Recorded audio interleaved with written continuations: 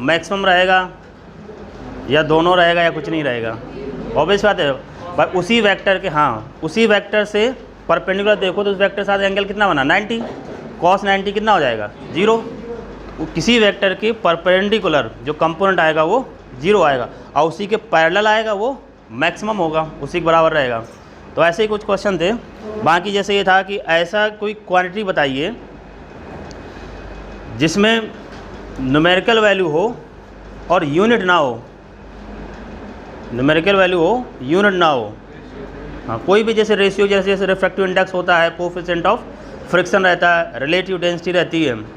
ठीक, एक चीज़ ज़रूर हमने बताई दी थी लेकिन आपने उतना ध्यान नहीं दिया होगा, हमने लिखवाया भी नहीं था क्योंकि वो चीज़ हम रोटेशन में या रोटेशन वाला चैप्टर पढ़ोगे तो स्पेसिफाई होता है।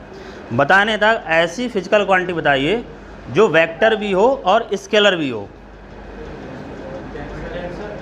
नहीं, वो तो ना तो वेक्टर है ना तो स्केलर है, वो तो टेंसर आ गई। लेकिन ऐसी फिजिकल क्वांटिटी बताइए जो वेक्टर भी हो और स्केलर भी हो। जैसे हमने वहाँ बताया था कि जो एंगुलर डिस्प्लेसमेंट होता है, अगर स्मॉल है तो वेक्टर क्वांटिटी होती है, अगर वो लार्ज है तो स्केलर क्वांटिटी होती है। एंगुलर डिस्प्लेसमेंट जो एंगल रहता है ना, अगर 10 डिग्री से कम रहता है तो वो वेक्टर रहता है, अगर 10 डिग्री से ज़्यादा रहता है तो फिर वो स्केलर क्वांटिटी रहती है। तो ऐसी फिजिकल क्वांटिटी विच है both properties of vector as well as scalar. और ये कहा जाए नाइदर वेक्टर नॉर स्केलर तो फिर वो टेंसर क्वांटिटी हो जाएगी, मोमेंट ऑफ इनर्शिया। ठीक है, तो आज आगे देखते हैं कंपोनेंट ऑफ वेक्टर में जो था, जो हम लोगों ने देख लिया। अब बाकी जैसे कुछ क्वेश्चन हैं, मतलब उसी में जैसे हम लोगों ने जो पढ़ा था, अगर ये कहा जाए एक कोई वेक्टर दे रखा है, vector A is equal to, ये लिखा है 2i + 2j, find its direction, इसकी डायरेक्शन बताइए।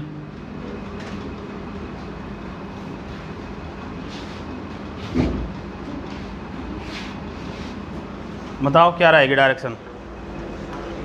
डायरेक्शन फॉर्मूला क्या होता था? tan थीटा इक्वल टू, बिल्कुल सही बात, tan थीटा रहेगा। लेकिन उसके आगे क्या होता था? कोई कंपोनेंट ऊपर रखते थे फिर नीचे रखते थे। हाँ, y component upon x component. अब इसमें y कौन सा है? 2 है। j वाला क्या होता है? y component. और i वाला क्या होता है? x component. 2/2 करेंगे कितना आएगा? 1। तो हम लोग को ये पता रहता है, डायरेक्शन निकालते थे हम tan थीटा से। तो यहाँ पर ये रहता था y component upon x component. y मतलब जो j के साथ रहेगा 2/2, ये वह, हाँ 45। tan theta is equal to 1 आ रहा है तो थीटा इज इक्वल टू हो जाएगा 45 डिग्री। बस इसी तरह बना देगा। मान लीजिए 2i is equal to 2i + 3j कर दिया तो 3/2 हो जाएगा। स्पेसिफाई अगर कहे नहीं डायरेक्शन बताइए y एक्सिस के साथ में तो x/y हो जाएगा। अगर कुछ नहीं कह रहा है या x एक्सिस के साथ कह रहा है तो y component upon x component रहेगा।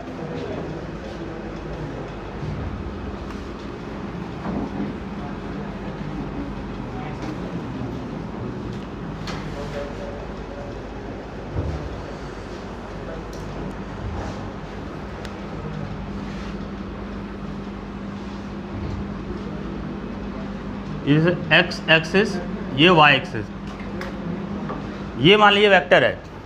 ठीक है, मान लिया है ये वेक्टर। अब मान लीजिए इस वेक्टर को हम इसी के जैसे या तो आगे ऐसे बढ़ाएं, ठीक है, या तो देखो हम ऐसे नीचे इसको कर दें। ठीक है, अब एक चीज़ इसको जाने से पहले एक चीज़ जैसे हम बताते हैं, आपको आइडिया होगा लेकिन रिकॉल कराना है ना, भूली बिसरे यादें वाली कहानी है। जैसे ये पैरेलल लाइन होती हैं ये, तो ये बताइए एंगल सेम होते हैं या डिफरेंट होते हैं? सेम रहते हैं, सीधी सी बात है। अगर इस वेक्टर को इसी के पैरेलल हम डिस्प्लेस कर दें तो ये बताओ क्या एंगल ये बदलेगा? नहीं बदलेगा।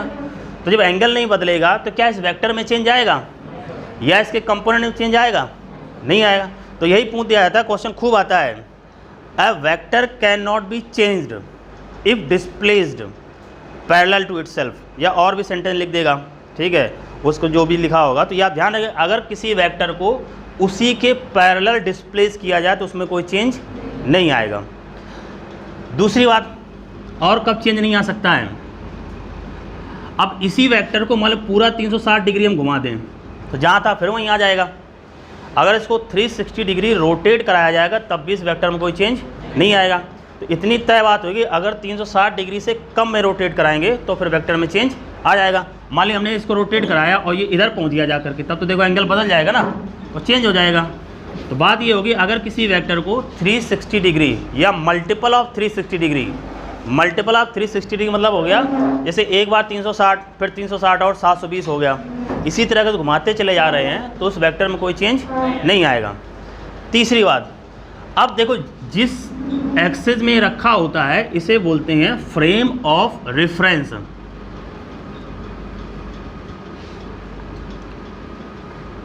है नहीं, रेफरेंस मतलब जिसको हम मानक मानते हैं, जैसे यहाँ पर स्टैंडर्ड मान रहे हैं एक्स और वाई को रेफरेंस मान रहे हैं, उसके रेस्पेक्ट में देख रहे हैं ना ये वेक्टर किधर है।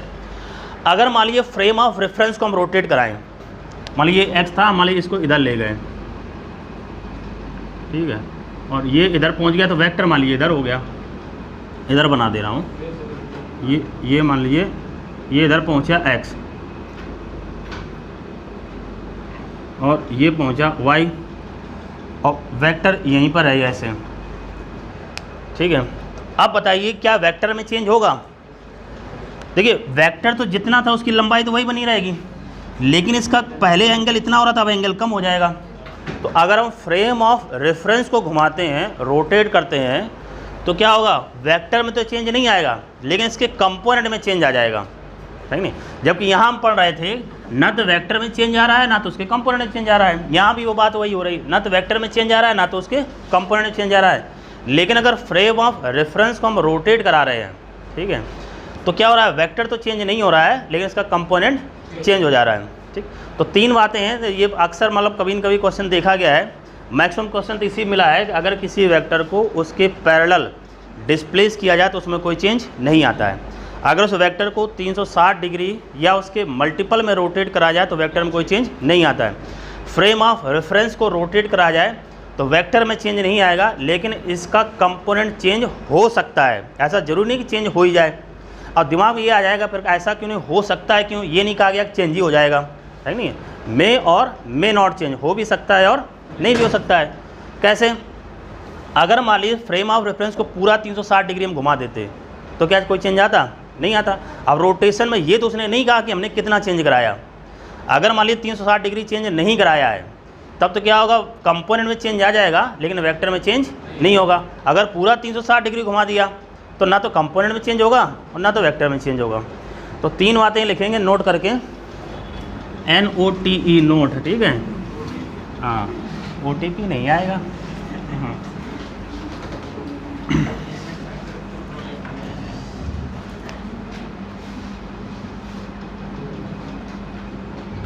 लीजिए, if a vector displaced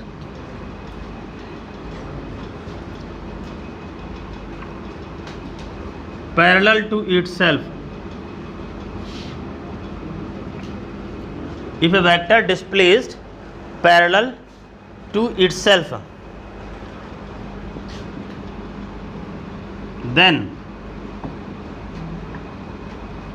it will not change.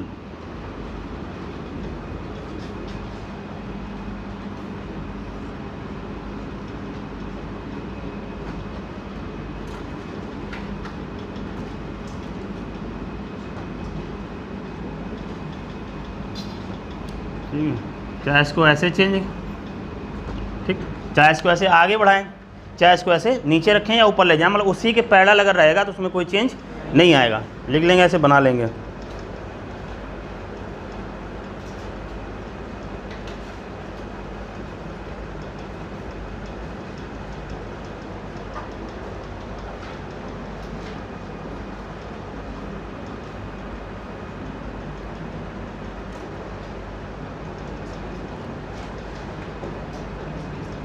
If a vector displace parallel to itself then it will not change. तो ये जैसे पैरेलल मतलब इसको आगे बढ़ाया गया या इसके नीचे बढ़ाया, इसको डिस्प्लेस किया गया तो इसमें कोई चेंज नहीं आएगा, ठीक है। दूसरा पॉइंट लिखेंगे, if a vector rotated,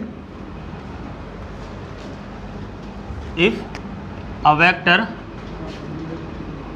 rotated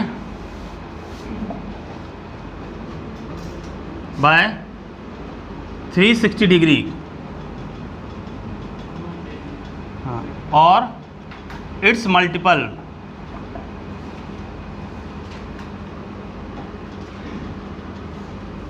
और इट्स मल्टीपल,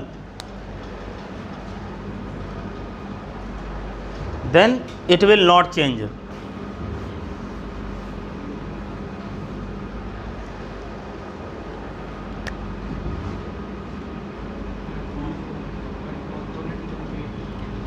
नहीं, 360 जैसे कराया तो उसमें कोई चेंज नहीं आएगा ना। 360 में जैसे यहाँ था पूरा इसको वैसे घुमा दिया 360 डिग्री, तो जहाँ था फिर से वहीं पे आ जाएगा। ठीक है, ठीक, it will not change. Third लिखेंगे, if frame of reference, if frame of reference of a vector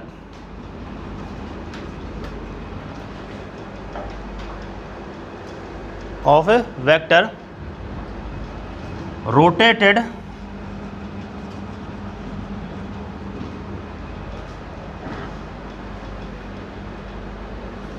then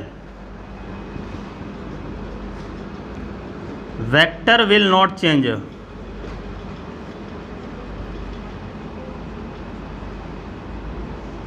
vector will not change, but its component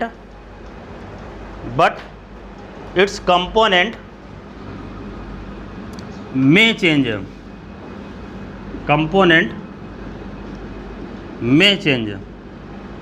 ठीक है, देखो ऐसे संभावना लिखी, ऐसा जरूर नहीं चेंज हो जाए। अगर मान लो फ्रेम ऑफ रेफरेंस को पूरा घुमा दे 360 डिग्री, तब फिर कुछ नहीं चेंज होगा। अगर मान लो नहीं है तो वेक्टर तो चेंज नहीं होगा, लेकिन कंपोनेंट उसका चेंज हो जाएगा। तो तीन बातें हैं, वेक्टर को उसके पैरेलल डिस्प्लेस किया तो नहीं चेंज होगा, 360 डिग्री रोटेट कराया तो नहीं चेंज होगा, फ्रेम ऑफ रेफरेंस को रोटेट कराया तो वेक्टर तो चेंज नहीं होगा, लेकिन उसका कंपोनेंट बदल सकता है। ठीक,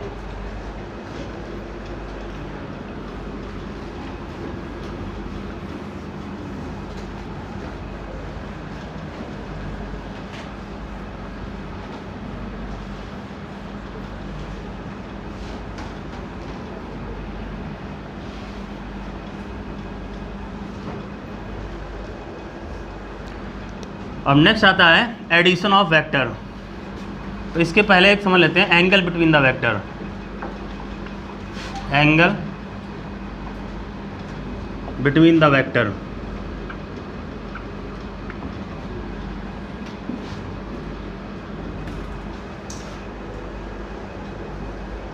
अगर दो वेक्टर के बीच का एंगल पता करना हो तो क्या करेंगे? देखो पहली बात तो ये है, कोई भी दो वेक्टर बने हैं हमेशा जो एंगल लिया जाएगा वो टेल टू टेल लिया जाएगा। जैसे मान लीजिए यहाँ पर ऐसे दो वेक्टर बनाए हैं, ठीक है, ये वेक्टर ए है और ये वेक्टर बी है। अब टेल टू टेल, हालांकि देखो वैसे बताने की जरूरत है, अब तुम बताओ कितनी पॉसिबिलिटी है, तो ज़बरदस्ती बनाने के मान लो एक तो ये जैसे आ रहा है और दूसरा है, तो ऑब्वियस बात है हम वही ये ले लेंगे थीटा, अंदर बाहर वाला थोड़ी लिया जाता है। वैसे भी जाने कि हमेशा जो एंगल रहता है वो शॉर्टेस्ट रहता है, जितना कम से कम उनके बीच का रहेगा उसी को एंगल कंसीडर किया है, तो ये वाला तो नहीं कंसीडर किया जाएगा, ऑब्वियस बात है अंदर का ही रहेगा। दूसरा मतलब ऐसे बना दिया जाए, एक वेक्टर ये है और दूसरा ये है, ये वेक्टर बी है, ये वेक्टर ए है। अब ये देखो हेड है और ये टेल है, बोला ये गया कि टेल टू टेल लिया जाएगा, ठीक है। हाँ, तो इसमें क्या करेंगे, इसको आप थोड़ा आगे बढ़ा लो। अब इसको तो नहीं बढ़ा सकते हैं, इसको बढ़ाएंगे तो पूरा और आगे निकल जाएगा। आगे बढ़ाएंगे तो ये मान लीजिए इधर ऐसे आया, इसका हेड पहुंच गया इधर, तो टेल आ जाएगी यहाँ पर। अगर मान लीजिए ये एंगल अल्फ़ा है तो ये एंगल कितना हुआ जा करके, भाई टोटल होता है 180 डिग्री, इसमें माइनस कर देंगे 180 माइनस अल्फ़ा। एग्जाम्पल में जैसे कहते हैं, ठीक है, ये मान लीजिए एंगल दे रखा है हमें 60 डिग्री, तो इन दो वेक्टर के बीच एंगल देखिए कितना हो जाएगा, ये 120 डिग्री होगा, तो वेक्टर के बीच जो एंगल आ जाएगा वो हो जाएगा 120 degree. Tail to tail consider करना है।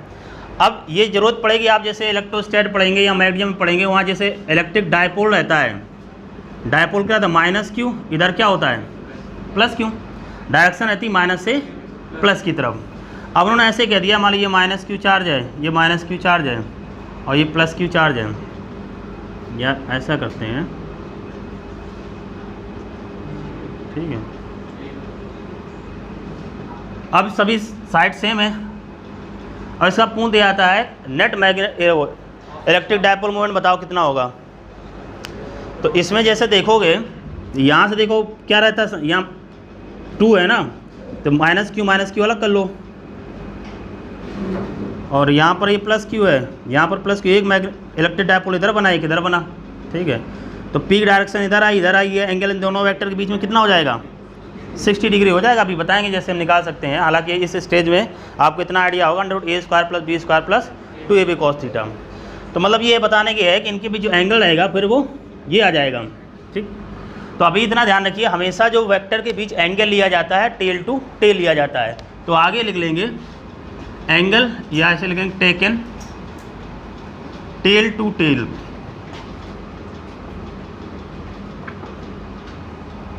Tell to tell.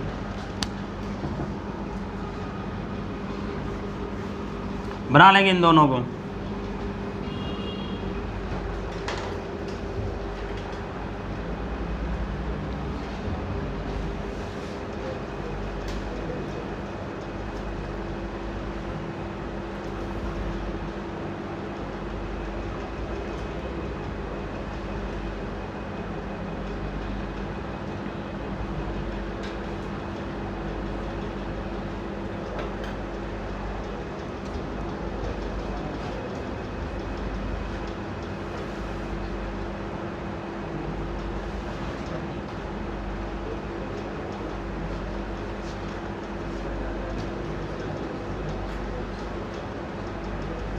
ठीक है, इसको ये किया गया कि भाई इस वेक्टर को और आगे बढ़ा दिया गया, तो इसका हेड इधर आ गया, टेल यहाँ आ गया, तो टेल टू टेल एंगल हो जाएगा। जितना इधर है उसको माइनस कर देंगे। एग्जाम्पल में क्या आ गया 60 डिग्री था, तो दो वेक्टर के बीच एंगल आ गया 120 डिग्री।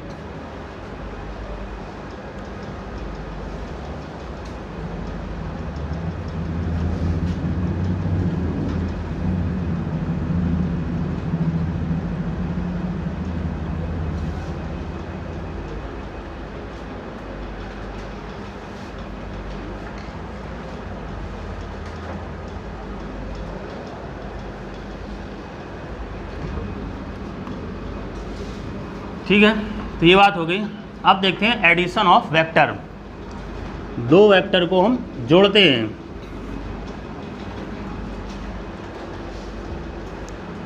एडिशन ऑफ वेक्टर,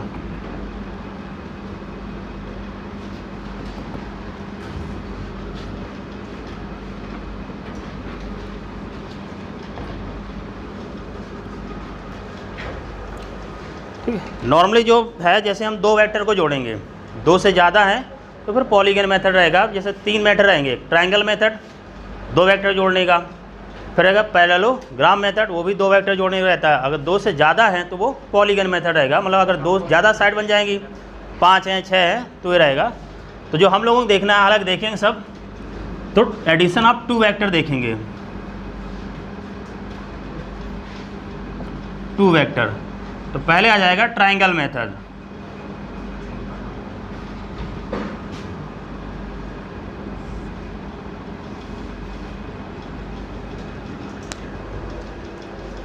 अब यहीं से आप थोड़ा, जो अभी तक है वो चलो, तो एक कहते हैं ना प्रिपरेटरी फेज है।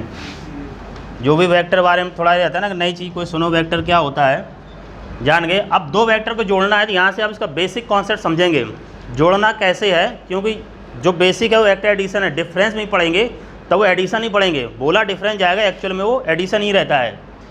तो ट्रायंगल मेथड में हमें दो वेक्टर को जोड़ना है। सपोज करिए हमें क्या करना है कि वेक्टर ए में वेक्टर बी को जोड़ना है, ठीक है। अब वेक्टर ए मान लीजिए सपोज किया, जैसे एक ये वेक्टर ए है और ये वेक्टर बी है, इनके बीच एंगल है थीटा, कोई भी वैल्यू दे रहे हो। जोड़ना किसमें, वेक्टर ए में वेक्टर बी को जोड़ना है। तो जिसमें जोड़ना होगा तो हम क्या करेंगे, जैसे वेक्टर ए पर जोड़ना है तो वेक्टर ए के हेड पर वेक्टर बी की टेल को रखेंगे, ठीक। तो कैसे करेंगे, जैसे यहाँ पर बनाया, ये रहा वेक्टर ए, ठीक। तो यहाँ से हम देखेंगे जितना भी एंगल होगा वो यहाँ पर प्लॉट कर लेंगे और इसकी टेल को रख देंगे हम वेक्टर बी की। ये आ गया वेक्टर बी की टेल। अब क्या करेंगे भाई, जो बच रहा है उसको मिला देंगे। अब कहने के लिए कह दिया था इसका इनिशियल उसका फाइनल, तो जब बची वही रात मिलाएंगे किसको, सीधी सी बात है। तो यहाँ से हम इसको मिला देंगे तो ये ट्राइंगल बन जाएगी, ये आ जाएगा resultant. Resultant R equal to हो जाएगा vector A plus vector B। ठीक, अब ध्यान ये रखना है, देखो अगर इस तरीके ऐसे जा रहा है आपको जरूरत कहाँ पड़ेगी, जैसे यहाँ पर ऐसे सपोज कि ऐसे कोई बना है, जैसे यहाँ साइक्लिक वेक्टर आता था। अब यहाँ से एंगल लोगे ये वाला लेंगे ना हम, ये कंसीडर करेंगे आउटर वाला, क्योंकि ये तो लिया जा रहा है बाहर का एंगल, तो जितना होगा वो देखेंगे। तो ध्यान ये रखना है जिस वेक्टर पे जोड़ना होगा, वेक्टर ए पे जोड़ना है इसके हेड पर, और जिसको जोड़ना उसकी हम टेल को रखेंगे और फिर इसका इनिशियल और फाइनल मिला देंगे। एक देखो ट्राइंगल बन गया ये, ठीक है। अब जो भी रहेगा उसको हम आगे सॉल्व करेंगे। तो ऐसे बना लीजिए बस, वेक्टर A प्लस B करना है तो triangle method R equal to आ गया वेक्टर A प्लस B।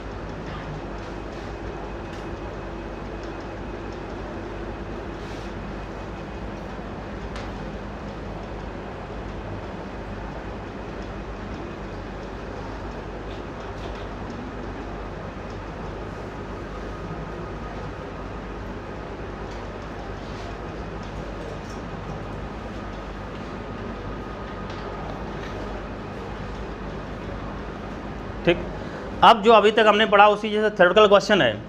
अब ये बताइए, ये जो तीनों वेक्टर जोड़े, मतलब एक वेक्टर हो गया R और पहले दो थे A और B, तो ये बताइए जो तीनों वेक्टर हैं वो एक ही प्लेन में है या डिफरेंट प्लेन में है। भाई कभी भी ऐसे दिमाग में आ जाएगा तुम सोचो कैसे पता करेंगे एक ही प्लेन है डिफरेंट प्लेन है, तो ये सोच लिया करो। भाई देखो उसने ऐसा तो कहा नहीं है कि ये इसके परपेंडिकुलर है या इनसाइड या आउटवर्ड, ऐसा तो कुछ नहीं कहा गया ना, ऐसा कुछ नहीं कहा। मतलब ये जो बना हुआ डायग्राम वो इसी बोर्ड के प्लेन में तो बना है, ऐसे तो हमने नहीं बोला है। जैसे कई बार ऐसा होता है ना, कह दिया था ये ऐसे अगर बना दे, बोलो इसको मान लीजिए इनसाइड है, डॉट डॉट बना वो इसको मान लीजिए आप आउटसाइड है, तो इनसाइड हो या आउटसाइड हो तो हो गया तो प्लेन के परपेंडिकुलर ना, क्योंकि ये बोर्ड है प्लेन। अगर इनसाइड है तो अंदर की तरफ जा रहा है, आउटसाइड है तो वो बाहर की तरफ आ रहा है, तो वो प्लेन में नहीं रहेगा। और इसमें जो भी हमने बनाया है वो तो इसी प्लेन में है, तो तीनों वेक्टर एक ही प्लेन में है, मतलब ये कोप्लेनर है ना। ऐसे वेक्टर जो एक ही प्लेन में रहते तो उन्हें क्या बोला जाता था, कोप्लेनर। ये तीनों वेक्टर कोप्लेनर हैं। तो A plus B is equal to ये पहुँच रहा जा करके R है, तो ये है कोप्लेनर। ठीक है, अब यहाँ से नेक्स्ट समझते हैं। जैसे सपोज करिए कोई वेक्टर मैग्नीट्यूड होता है जो भी हम निकाल के लाते, तो यहाँ से देखो समझ में ये आ रहा है कि A प्लस B मिला के कितना आ रहा है, R पहुँच रहा है। तो अगर हम इसको उधर ले जाएं तो R तो यही लिखा है, अगर इसको उधर ले जाएंगे तो ये माइनस में हो जाएगा, माइनस A प्लस B, तो ये कितना आना चाहिए, 0 है कि नहीं, क्योंकि इनको जोड़ने के जितना आएगा वही तो R के बराबर है। इसको ऐसे समझ लीजिए, जैसे हमने कहा भाई 4 प्लस 5 कर रहे हैं, कितना आ रहा है 9। अगर हम इसको उधर ले जाएं तो 9 माइनस 4 प्लस 5 होगा, कितना आ जाएगा 0। तो R minus A plus B बराबर कितना होगा 0।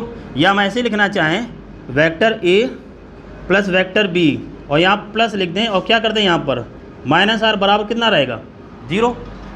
अब माइनस R का मतलब क्या होता है, ये जैसे हमने वेक्टर A बनाया है, हाँ, और ये है वेक्टर B, माइनस मतलब क्या होता है अपोजिट, उसका डायरेक्शन उल्टा हो जाएगी। पहले ऊपर तरफ जा रहा था, अभी ऐसे नीचे की तरफ आ जाएगा, ये माइनस R हो गया। ठीक है, अब बना दिया तो इसको ऐसे लिख दे रहे हैं। तो इसको अगर हम जोड़ेंगे, देखिए A plus B plus R is equal to कितना आ जाएगा 0 आ जाएगा। अब नेक्स्ट क्वेश्चन ये आता है कि ये बताइए minimum number of unequal vector, ऐसे वेक्टर जो बराबर ना हो, कितने होने चाहिए जिससे उनका सम 0 आ जाए। तो तीनों वेक्टर ये क्या है, डिफरेंट है, बराबर तो नहीं है। ठीक है, तो ये मिनिमम कितने हो गए, 3 हैं। वो कैसे हैं, कोप्लेनर हैं। अगर 3 अनइक्वल कोप्लेनर वेक्टर को इस तरीके से जोड़ा जाएगा, इस तरीके मतलब कैसा होगा साइक्लिक में, तो उनका रिजल्टेंट कितना आ जाएगा, 0 आ जाएगा। ठीक, अगर मान लीजिए इससे ज़्यादा हैं तब भी 0 आ सकता है, लेकिन मिनिमम कितने होने चाहिए, 3 होने चाहिए। अब इसी में अलग क्वेश्चन है, हालांकि अपने सिलेबस में नहीं रहता लेकिन वैसे पूछ दिया जाता है। वो ये कह देंगे मान लीजिए नॉन कोप्लेनर हो तब कितने होने चाहिए, तब 4 होने चाहिए। ठीक है, नॉन कोप्लेनर वेक्टर के मिनिमम नंबर 4 होगा तब उससे सम कितना आ जाएगा, 0 आ जाएगा। फिर इसके नेक्स्ट बात ये रहती है कि मान लीजिए एक ही डायमेंशन में मिनिमम वेक्टर कितने होने चाहिए जिससे उनका रिजल्टेंट 0 आ जाए। एक ही डायमेंशन मतलब एक ही लाइन पर, जैसे ये x है या y है, तो अगर एक वेक्टर हमने इधर बनाया तो इसका जस्ट उल्टा हम इधर बनाएंगे तो जितनी वैल्यू, अगर जितनी फोर्स की वैल्यू ये होगी उतनी ये होगी, तो इनका रिजल्टेंट कितना आ जाएगा, 0।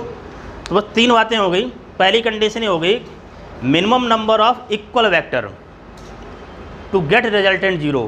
तो इक्वल वेक्टर का मिनिमम नंबर कितना होगा, 2 होंगे। वो कैसे लग रहे होंगे, एक ही लाइन में लग रहे होंगे, मतलब कोलिनियर होंगे वो। ठीक, minimum number of unequal vector to get resultant 0 कितने होंगे, 3। और वो कैसे होंगे, कोप्लेनर होंगे। थर्ड बात हो जाएगी minimum number of unequal vector of non coplanar vector, तो 4 हो जाएंगे। ठीक, तो पहले ये आप बना लेना इसी तरीके से ये, फिर नीचे हम लिखते हैं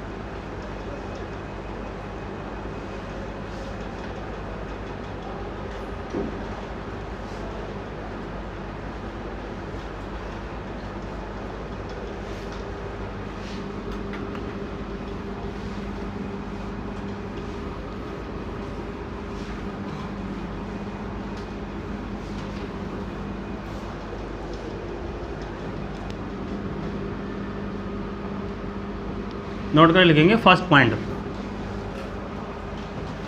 minimum number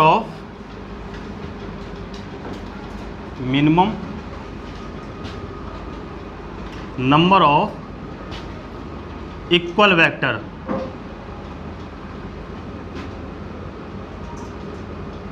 two get resultant 0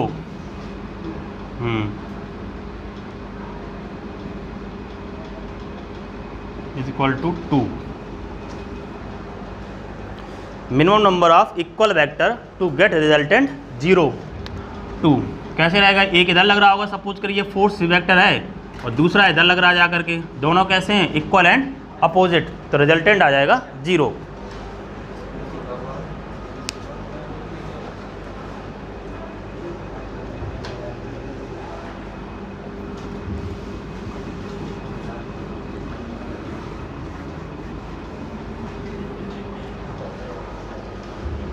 ठीक, दूसरा point, minimum number of unequal vector, minimum number of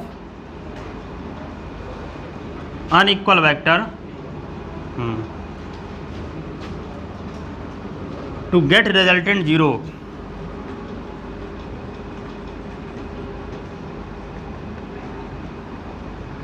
तो 3 रहेंगे लेकिन ये कोप्लेनर होंगे।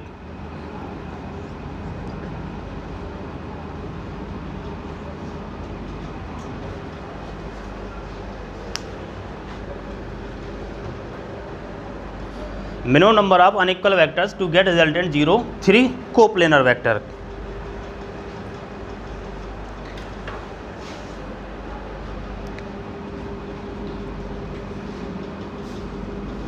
फिर minimum number of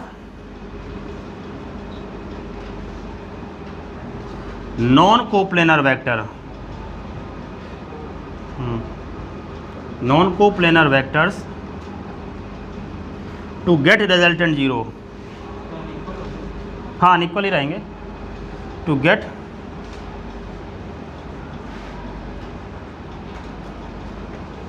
zero is equal to 4।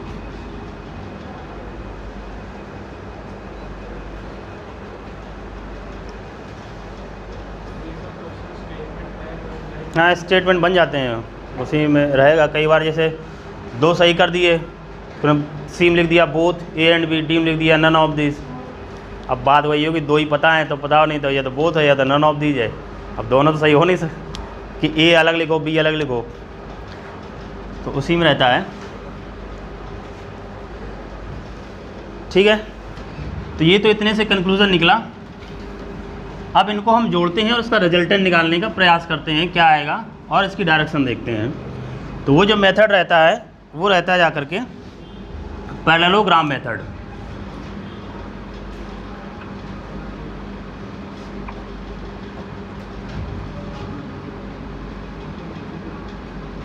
Method of vector addition.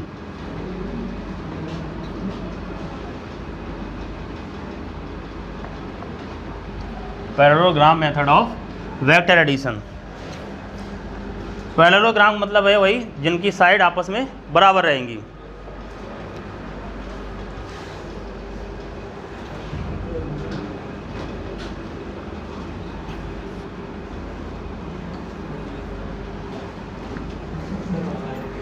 बातें नहीं ठीक। जैसे मान लीजिए 2 वेक्टर लिए, ये वेक्टर ए है और ये वेक्टर बी है, एंगल है थीटा इनके बीच में।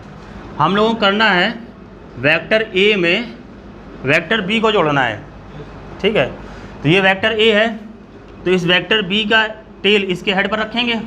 ठीक है, तो जितना ये एंगल है यहाँ पर ऐसे हमने करके देखा उतना एंगल प्लॉट किया, मतलब ये हुआ सीधे इसके पैरेलल ड्रॉ कर दें तभी तो आएगा। जितना पैरेलल लाइन क्या होती है, जितना एंगल इधर रहेगा उतना एंगल यहाँ रहेगा।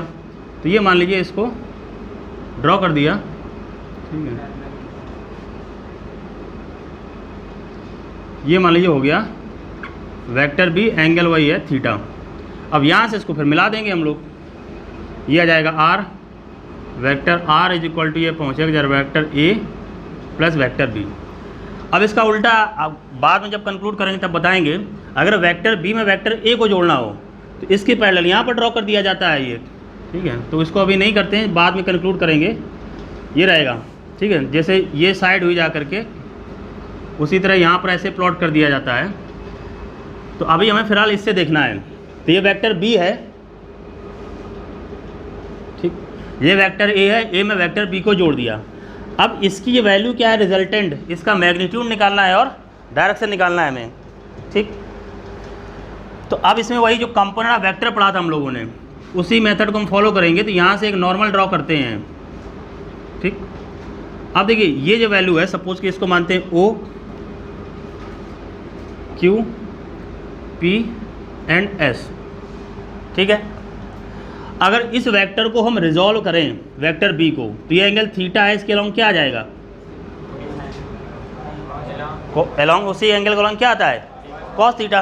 तो ये जो कंपोनेंट आएगा बी कॉस थीटा हो गया, और इसका परपेंडिकुलर कितना आ जाएगा, बी साइन थीटा। ये परपेंडिकुलर इधर बना हुआ है तो ये यहाँ लिख देते हैं बी साइन थीटा। अब देखिए ये ट्रायंगल एक हो गया, ये ऐसे और ये पूरा। देखिए यहाँ से यहाँ तक की लंबाई ए है और ये है बी कॉस थीटा। ये जो पूरी लंबाई पहुँची जा करके ये हो गया ए प्लस बी कॉस थीटा, और ये जो हाइट है ये बी साइन थीटा है। तो ये देखो राइट एंगल ट्रायंगल बन गया ओ क्यू पी। ये ट्रायंगल ओ क्यू पी निकालना क्या है हमें, ये हाइपोटेन्यूज निकालना है। तो क्या करें, ये स्क्वायर प्लस ये स्क्वायर दोनों को जोड़ कर ये इसके स्क्वायर के बराबर रहेगा, ये मतलब है ना। तो यहाँ हम देखेंगे ये ओ क्यू का स्क्वायर जो आएगा ये बराबर होगा जा करके क्यू पी के स्क्वायर के और प्लस ओ पी के स्क्वायर के बराबर, ये तो रहेगा। ओ क्यू स्क्वायर मतलब ये resultant R square is equal to Q P है बी साइन थीटा का स्क्वायर, तो बी साइन थीटा का whole square plus O P है A plus B cos theta, A plus B cos theta का whole square. Simplify करते हैं इसको, R square is equal to ये हो जाएगा B square sine square theta plus ये लिखा है ए प्लस बी का होल स्क्वायर, तो ए square plus B square plus 2ab रहता है, तो इसको हम सिंप्लीफाई करेंगे ए स्क्वायर ये हो जाएगा B square cos square theta plus 2ab मतलब हो जाएगा 2ab कॉस थीटा। सिंप्लीफाई करते हैं, r square is equal to देखो b square sine square theta b square cos square theta, तो पहले ए स्क्वायर लिख लेते हैं, इसमें हमने क्या करते हैं बी स्क्वायर ले लेते हैं कॉमन, तो ये आ जाएगा sign square theta plus cos square theta, इसको वैसे ही लिख देते हैं, ये आ जाएगा 2ab कॉस थीटा। ये वैल्यू कितनी हो जाएगी 1, तो 1 हो गई, तो ये देखो पहुंचा जाकर के R square is equal to A square plus B square plus 2ab cos theta, तो ये स्क्वायर यहाँ से हटा देंगे, तो आर इज इक्वल टू आ जाएगा under root of A square plus B square plus 2ab cos theta. अब ये क्या आ गया, उस रिजल्टेंट का मैग्नीट्यूड आ गया, है कि नहीं है। अब वेक्टर को जोड़ रहे हैं तो वेक्टर ही तो आएगा, स्केलर तो नहीं हो जाएगा, तो वेक्टर में होता है मैग्नीट्यूड और डायरेक्शन, तो मैग्नीट्यूड आ गया। अब कहेगा इसकी डायरेक्शन बताओ, तो रिजल्टेंट ये है ना, तो इसकी डायरेक्शन हम 5 मानते हैं, डायरेक्शन निकालते हैं 10 से, तो tan five is equal to perpendicular upon base. हाँ, तो यहाँ हम देखेंगे ये आ जाएगी डायरेक्शन, डायरेक्शन ये हो जाएगी tan five is equal to perpendicular B sine theta, और इधर आ जाएगा A plus B cos theta. बस ये 2 फॉर्मूले आपको ध्यान रखने हैं, डेरिवेशन से कोई मतलब नहीं है। रिजल्टेंट आपको वैसे भी पता होगा, ना पता होगा तब याद आ गया होगा। Resultant r is equal to रहता है under root a square plus B square plus 2ab cos theta, और इसकी जो डायरेक्शन आएगी b sine theta upon a plus B cos theta. लिख लेंगे इसको,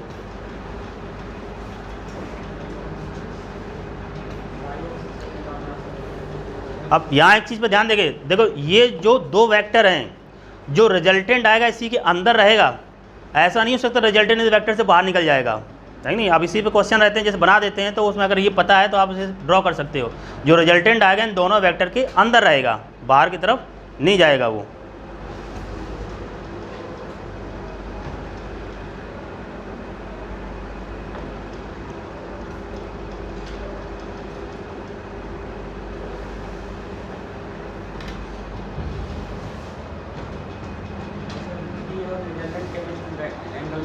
हाँ हाँ करेंगे, अभी थोड़ा थोड़ा बढ़ने दो, उसको भी देखेंगे फिर इसको भी देखेंगे, दोनों कंपेयर करेंगे।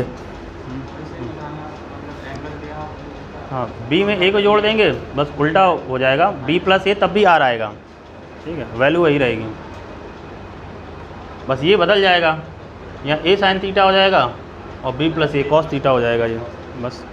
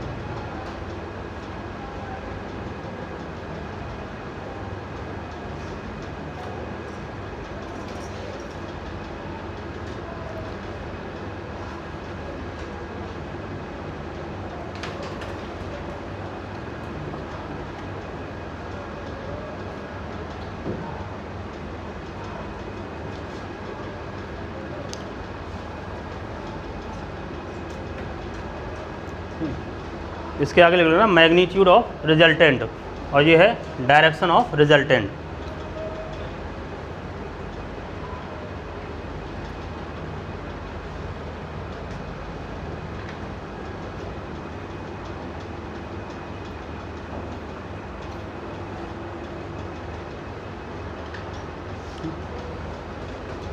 Magnitude of resultant.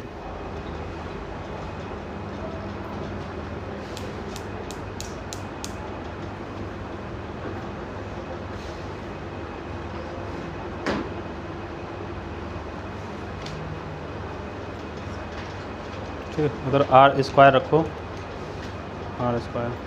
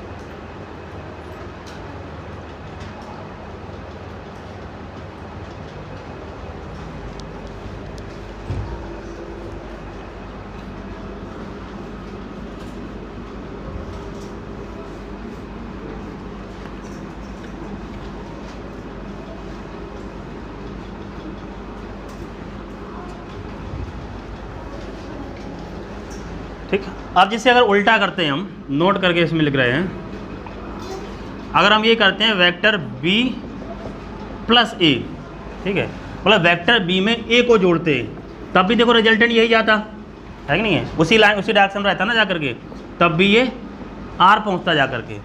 मतलब ये है कि देखो चाहे हम वेक्टर a प्लस बी करें और चाहे b प्लस ए करें, दोनों की वैल्यू क्या आ रही है, इक्वल आ रही है, सेम आ रही है। ठीक, इसी को बोला जाता है कम्यूटेटिव लॉ।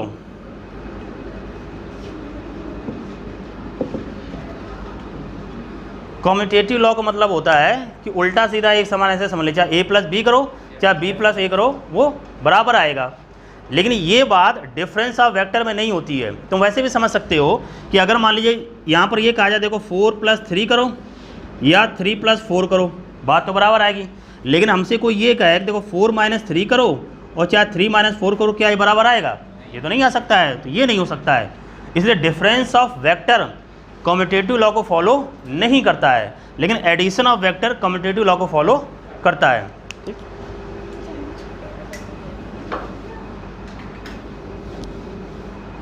तो a plus b will be equal to b plus a, ये फर्स्ट पॉइंट है।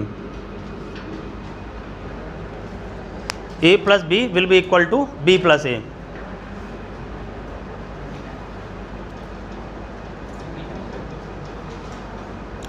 ठीक, लेकिन डायरेक्शन तो बदल जाएगी, है कि नहीं? मैग्नीट्यूड चलो सेम आएगा लेकिन डायरेक्शन चेंज हो जाएगी।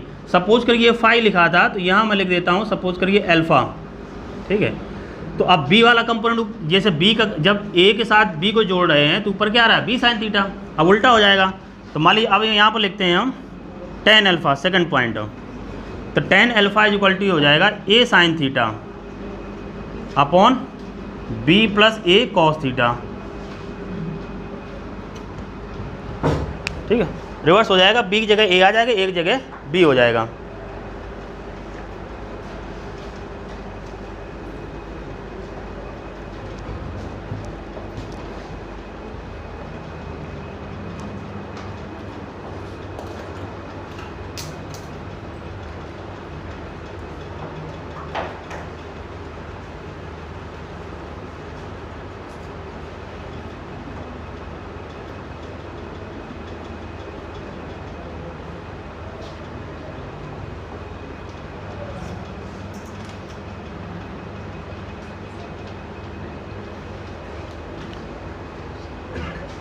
ठीक, अब इसमें कुछ थ्योरेटिकल क्वेश्चन समझिए, इतने से ही इस पे, खासकर इन दोनों पे। अब क्वेश्चन ये कहेगा कि मुझे ये फाई लिखा है, ये अल्फा लिखा है। ठीक, ये कहेगा मान लीजिए अगर वेक्टर ए का मैग्नीट्यूड ज़्यादा हो तो कौन सा ज़्यादा आएगा, फाई ज़्यादा आएगा कि अल्फा ज़्यादा आएगा। फिर कहेगा मान लीजिए अगर वेक्टर बी का मैग्नीट्यूड ज़्यादा हो तब कौन सा ज़्यादा होगा। और तीसरी बात ये हो जाएगी भाई ए और बी दोनों बराबर हो, तब ये एंगल जो आएगा फाई एन के बीच जो रिजल्टेंट का डायरेक्शन आती है वो क्या रहेगा। ठीक, एक एक को समझते हैं। एक तो पहले नॉर्मली जो अपना कैलकुलेशन होगा उसके हिसाब से बाद में सोचेंगे, पहले जो थ्योरेटिकली है मतलब इस डायग्राम के बेसिस पर समझने का प्रयास करेंगे। अगर हमसे फर्स्ट कंडीशन में ये कहा है, फर्स्ट यहाँ पर कि if magnitude of a is greater than the magnitude of b, a का मैग्नीट्यूड ज़्यादा हो तो ये वैल्यू क्या होगी, ज़्यादा हो जाएगी।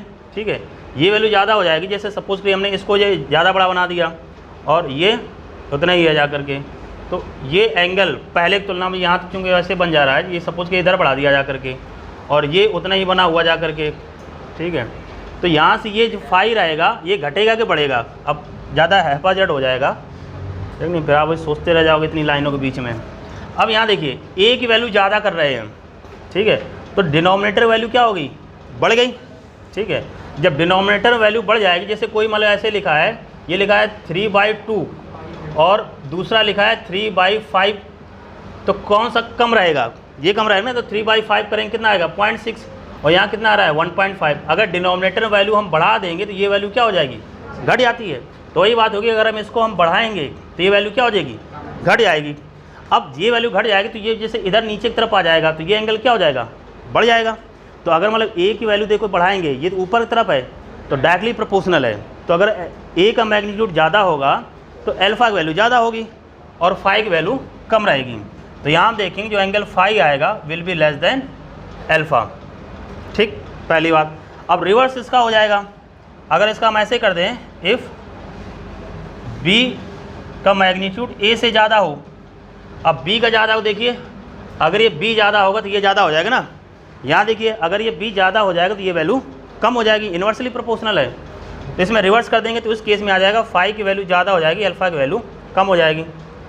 तीसरी कंडीशन, अब मान लीजिए बराबर हो जाएं, ए और बी बराबर हो जाएं, जब दोनों बराबर हो जाएंगे तो कहाँ जाएगा, ये जस्ट मिडिल से जाएगा, जस्ट मिडिल से जाएगा, मतलब ये अल्फ़ा बराबर बीटा हो जाएगा, alpha is equal to beta, और उनके बीच जो एंगल है उसका क्या हो जाएगा, हाफ हो जाएगा।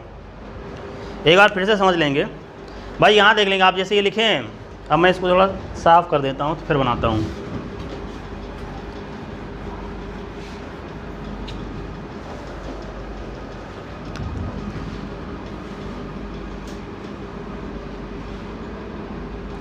ये वेक्टर ए था, ये वेक्टर बी था, एंगल इनके बीच में थीटा, यहाँ पर ये हम लोगों ने वेक्टर बी को जोड़ा।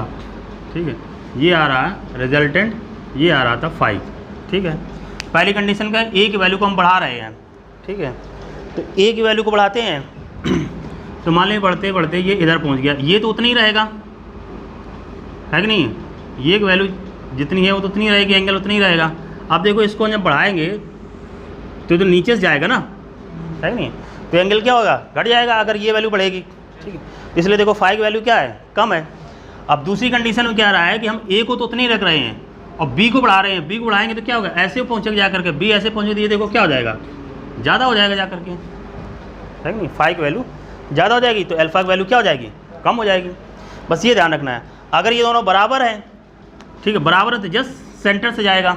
ठीक है, अब यही काम उसमें आएगा कि हम ये ध्यान रखें अगर उनके बीच एंगल जितना दे रखा होगा, थीटा 60 दे रखा है, 120 दे रखा है, तो उसका जस्ट हाफ हो जाएगा रिजल्टेंट का। ठीक, लिख लेंगे इसको।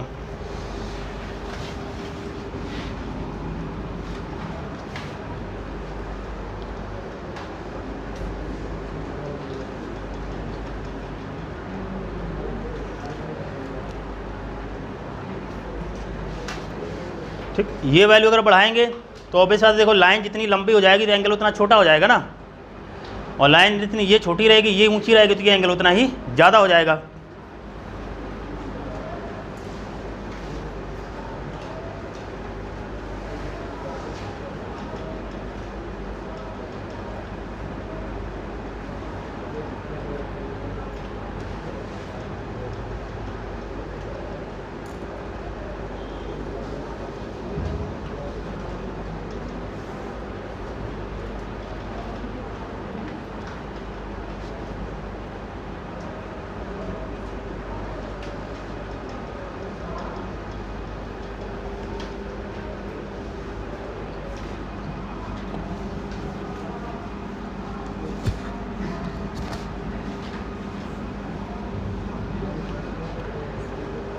ठीक है, निष्कर्ष ये है कि जिसकी तरफ का वेक्टर ज़्यादा होगा उसी का एंगल कम आएगा।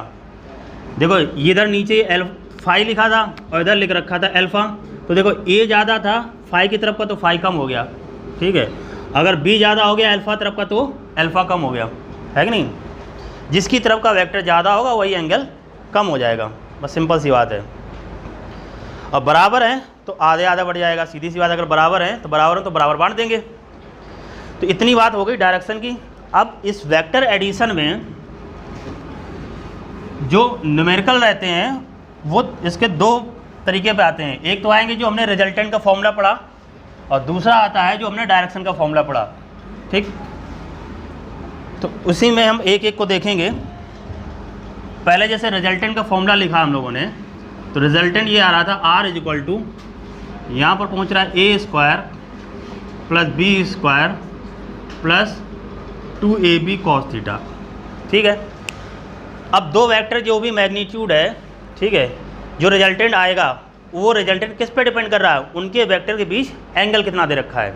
एंगल की वैल्यू चेंज करते जाएंगे, R की वैल्यू चेंज होती जाएगी। जो हम लोग जब डेफिनेशन वेक्टर में पढ़ रहे थे, देखा था हम लोग करंट के केस में कि एंगल तो अलग कर दे रहे थे, डिफरेंट हो जा रहे थे, तब भी करंट का सम वही आ जा रहा था, मतलब एडिशन ऑफ वेक्टर को फॉलो नहीं कर रहा था। तो इसमें हम लोग देखेंगे फर्स्ट केस, मान लीजिए यहाँ पर दोनों वेक्टर के बीच जो एंगल है वो 0 डिग्री हो जाए। मतलब क्या हुआ कि वेक्टर ए और बी को हम 0 डिग्री पर जोड़ रहे हैं। क्या मतलब हुआ 0 डिग्री पर जोड़ने का, तो वेक्टर ए में वेक्टर बी को जोड़ना है 0 डिग्री पर। हाँ, तो भाई एंगल तो यहाँ से लेते थे ना, तो बस इसी डायरेक्शन में से जोड़ देंगे। ये वेक्टर ए प्लस बी दोनों कैसे हो गए, सेम डायरेक्शन में, तो क्या हो जाएगा ए प्लस बी हो जाएगा। यहाँ भी सॉल्व करेंगे तब भी वही आएगा। तो देखो R इज इक्वल टू, ये आएगा a square b square plus 2ab cos 0। Cos 0 की वैल्यू 1 होती है, ये मैक्सिमम रहती है जा करके, है कि नहीं। तो ये भी R की जो वैल्यू आएगी ये भी क्या होगी, मैक्सिमम। तो यहाँ पर हम लोग पाएंगे a square b square plus 2ab, और ये क्या लिखा है, a प्लस बी का होल स्क्वायर। तो यहाँ पर लिख देते हैं a प्लस बी का होल स्क्वायर। अब रूट का मतलब होता है 1/2, है कि नहीं है। तो 1/2 को ऐसे लिख देते हैं, 2 से 2 कैंसिल आउट हो गया। तो देखिए जो R मैक्सिमम आया ये हो गया जा करके a प्लस बी। अब देखो कोई चीज़ मैक्सिमम लिख दिया गया तो इसका मतलब ये इससे ज़्यादा नहीं हो सकता है कि नहीं। R is equal to A plus B लिखा है तो मतलब जो रिजल्टेंट आएगा a प्लस बी से ज़्यादा नहीं हो सकता है, ठीक। पहला पॉइंट लिखिए ये।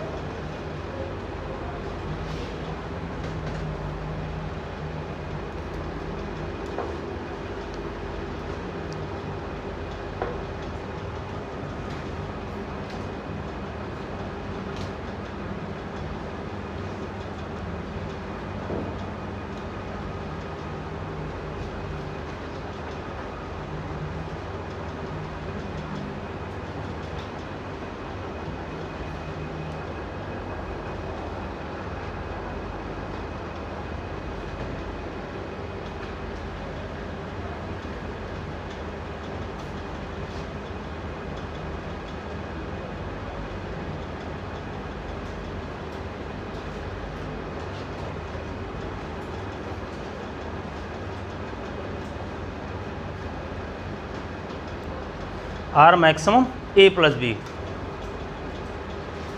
कॉस 0 की वैल्यू 1 होती है, ये मैक्सिमम रहती है। और जो मिनिमम होती है कॉस की वैल्यू वो 180 डिग्री होती है, कॉस 180 की वैल्यू -1 होती है।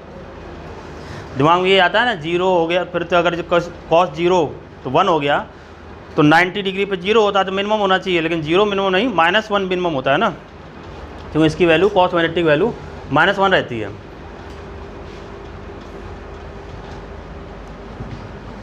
ठीक, दूसरी कंडीशन देखते हैं। दूसरी कंडीशन में मान लीजिए हम एंगल कर देते हैं 90 डिग्री, एंगल 90 डिग्री करेंगे तो cos 90 की वैल्यू होती है 0। तो r इज इक्वल टू इधर ये आएगा a² plus b² plus 2ab cos 90, ठीक है। cos 90 हो गया 0, तो ये बचा जा कर के a² प्लस b²। तो 90 डिग्री पे जोड़ो तो 90 डिग्री जोड़ने में देखिए क्या हो जाएगा, यहाँ पर बना भी लेते हैं। ये जैसे वेक्टर a था, वेक्टर b 90 डिग्री पे जोड़ा जा करती, ये इधर आ गया ऐसे वेक्टर b, तो ये इसका रिजल्टेंट आ जाएगा। तो 90 डिग्री पर इधर भी 90 डिग्री है तो यहाँ भी 90 होगा।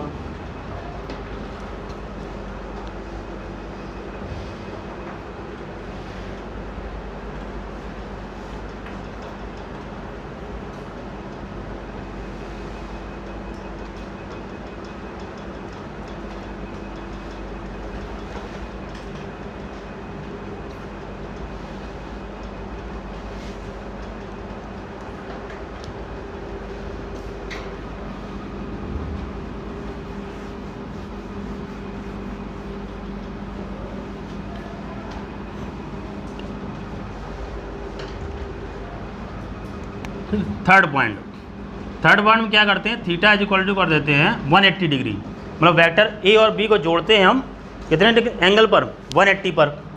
हाँ, तो cos 180 की वैल्यू कितनी रहती है, -1। पहले जोड़ते हैं, ये जैसे बनाया वेक्टर ए, अब इस पर हमने 180 डिग्री जोड़ना है।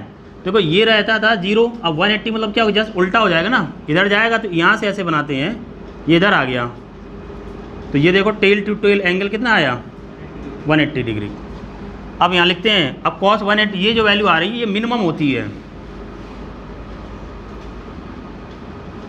तो यहाँ हम लोग देखेंगे r मिनिमम, जो रिजल्टेंट आएगा वो मिनिमम रहेगा। तो ये देखो हो जाएगा a² plus b² plus 2ab cos 180। यहाँ पर लिखेंगे हम लोग a² plus b² minus 2ab, ये लिखा है जाकर के a माइनस बी का whole square, a minus B का होल स्क्वायर, और रूट का मतलब होता है 1/2, ये 2 से 2 कैंसिल आउट हो गया। तो ये देखिए r minimum is equal to आ गया a माइनस बी।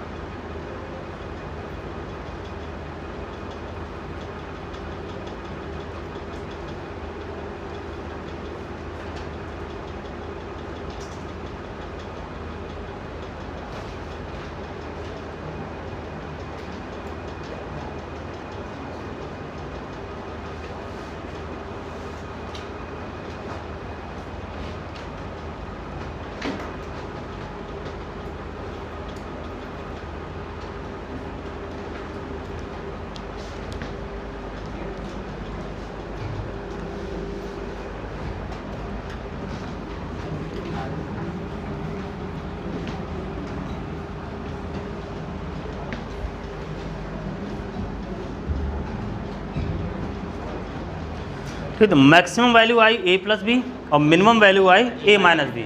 मिनिमम का मतलब हो गया इससे कम नहीं हो सकता है, और मैक्सिमम मतलब उससे ज़्यादा नहीं हो सकता है। जो भी रिजल्टेंट आएगा इनके बीच में ही आएगा। तो निष्कर्ष ये है, कंक्लूजन की अगर बात करें, किसी वेक्टर को जब जोड़ रहे हैं तो उनका जो रिजल्टेंट आएगा वो देखो a माइनस बी से ज़्यादा नहीं हो सकता है। ठीक है, क्या रहेगा, मतलब इससे कम नहीं हो सकता है कि नहीं, a माइनस बी से कम नहीं हो सकता, या तो इससे ज़्यादा होगा या तो इसके बराबर रहेगा। और a प्लस बी से ज़्यादा नहीं हो सकता है, तो या तो इससे कम रहेगा या तो बराबर रहेगा। ठीक, ये इसका कंक्लूजन ये ध्यान रखेंगे, a माइनस बी के बराबर या इससे ज़्यादा, a प्लस बी के बराबर या इससे कम।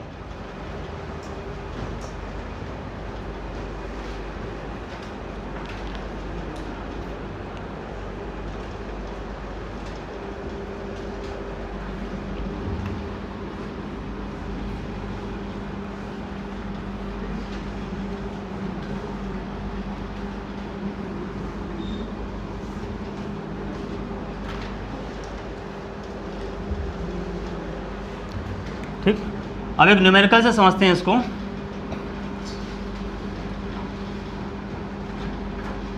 Resultant of vectors 8 and 6 can be, क्या हो सकता है ये बताना है हमें। 1 0 10 20। 8 और 6 मतलब कोई वेक्टर उनका मैग्नीट्यूड 8 और 6 दे रखा है, तो क्या इनका रिजल्टेंट कितना हो सकता है।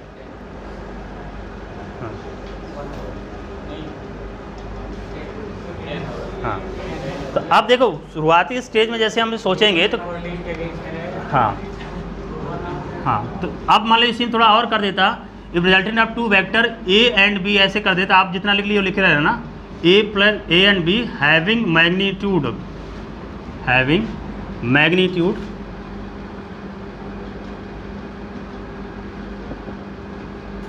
8 and 6 कैन बी। अब जनरली ये जाएगा दिमाग में, जैसे यहाँ हम देखेंगे भाई आर एक फॉर्मूला लिखते हैं, आर इज इक्वल टू क्या आएगा, a square plus B square plus 2ab cos theta. तो दिमाग में ये जाएगा भाई रिजल्टेंट निकालना है तो एंगल तो पता होना चाहिए, लेकिन वैसे स्पेसिफाई नहीं किया है, जनरल क्वेश्चन पूछा गया है। तो रिजल्टेंट क्या है, ए माइनस बी से लेकर के ए प्लस बी तक हो सकता है। तो ए माइनस बी मतलब 8 माइनस 6 से लेकर के 8 प्लस 6 तक हो सकता है। तो 2 से लेकर के 14 तक कोई भी वैल्यू हो सकती है कि नहीं।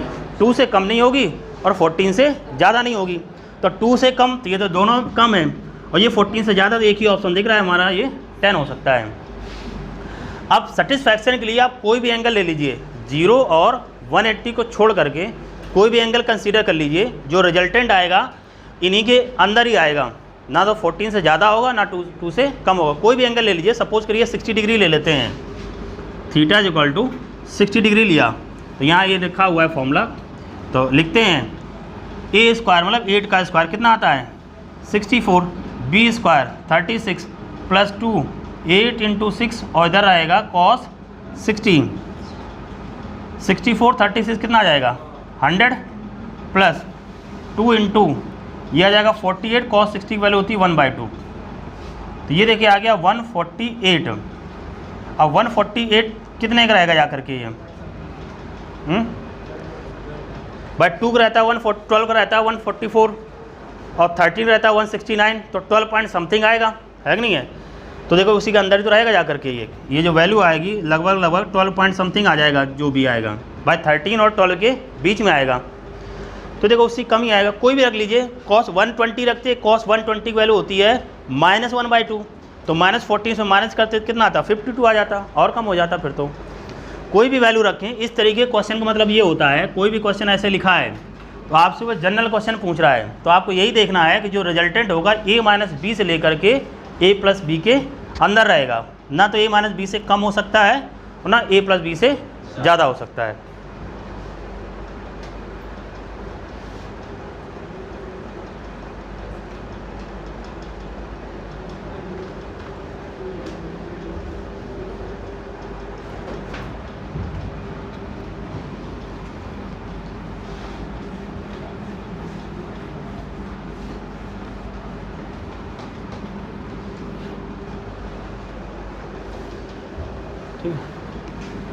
नेक्स्ट आप बताइए, लिखिए 2 forces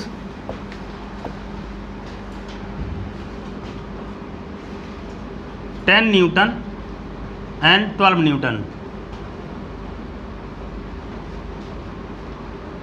are acting on rigid body.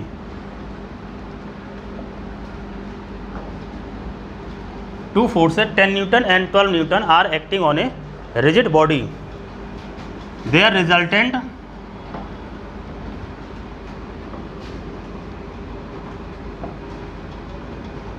cannot be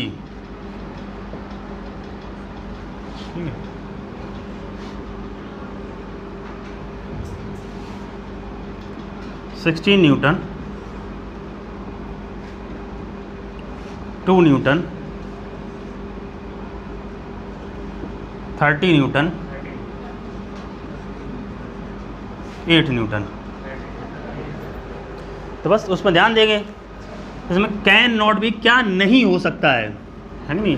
कई बार इन शब्दों में ध्यान देंगे, आपसे नॉट हट गया तो कैन भी, तुमने सोचा हाँ यार ये तो पहले ही आ गया और लगा दिया, बाद में पर नीचे देखे ही नहीं, ठीक है। तो इन चीज़ों को ध्यान रखेंगे। तो आपको यहाँ अगर चेक करेंगे तो जो रिजल्टेंट आएगा 12 - 10 से लेकर के 12 + 10 के बीच में रहेगा। हाँ,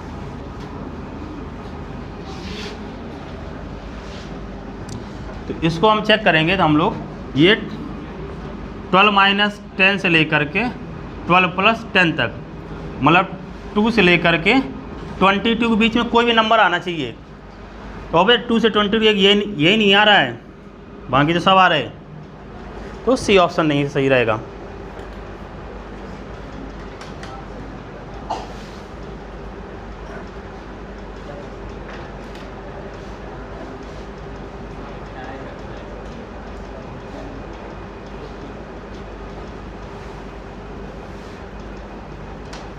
ठीक है, नेक्स्ट क्वेश्चन लिखिए।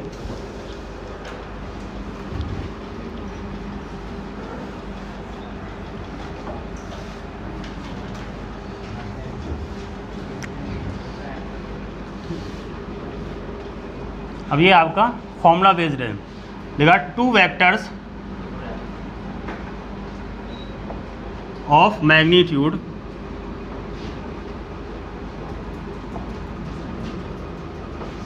Five meter and 12 metre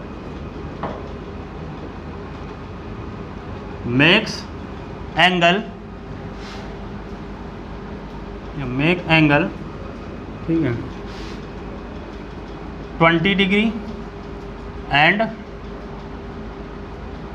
110 degree with x-axis.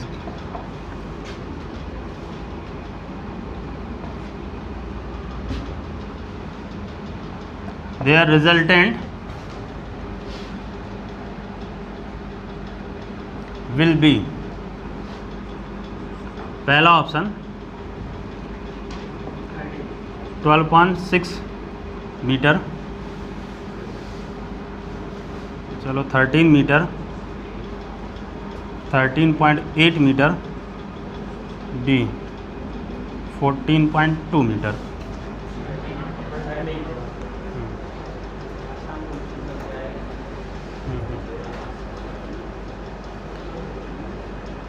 दो वेक्टर हैं जिनके मैग्नीट्यूड 5 मीटर और 12 मीटर दे रखे हैं, वो एंगल बना रहा है 20 डिग्री और 110 degree with the x axis. Specify किया है दोनों वेक्टर का एंगल किसके साथ दे रखा है, एक्स एक्सिस के साथ दे रखा है। और हमें रिजल्टेंट का फॉर्मूला लगाने के लिए जो एंगल चाहिए वो दोनों वेक्टर के बीच का चाहिए, ठीक। तो यहाँ जैसे ये एक्स एक्सिस है, तो यहाँ सपोज करिए वेक्टर ए माना ये 5 मीटर का है, ये एंगल बना रहा है 20 डिग्री का, और दूसरा जैसे ये इधर तो 90 डिग्री हो जाता है, ये है कि नहीं है, 110 मान लीजिए इधर पहुँचा जा करके ये वेक्टर बी है, इसका मैग्नीट्यूड दे रखा है 12 मीटर, ये बना रहा जा करके 110, ठीक है, 110। तो हमें तो इन दोनों के बीच एंगल निकालना है ना, है कि नहीं है। तो जो रिजल्टेंट फॉर्मूला लगाते हैं वो दोनों वेक्टर के बीच का एंगल होता है। ये यहाँ से यहाँ तक 110 है, ये 20 है, तो ये एंगल कितना आ जाएगा 90 डिग्री। तो इन दोनों वेक्टर के बीच जो एंगल आया वो हो गया 90 डिग्री, ठीक। अब यहाँ पर हम सॉल्व कर लेंगे। r = अंडर रूट, इधर लिख दे रहा हूँ, यहाँ से मुझे ये पता चल गया थीटा = है 90 डिग्री।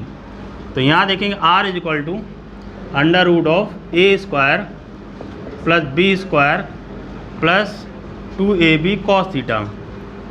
तो r = a की वैल्यू 5 है, तो ये जगह 5 का स्क्वायर, ये 12 का स्क्वायर प्लस 2, 5 × 12 इधर हो जाएगा cos 90। cos 90 की वैल्यू कितनी होती है 0। तो r = 5 का स्क्वायर किया 25, ये हो गया 144, ये आएगा 169, तो ये वैल्यू आ गई 13 मीटर। जी सही हो जाएगा।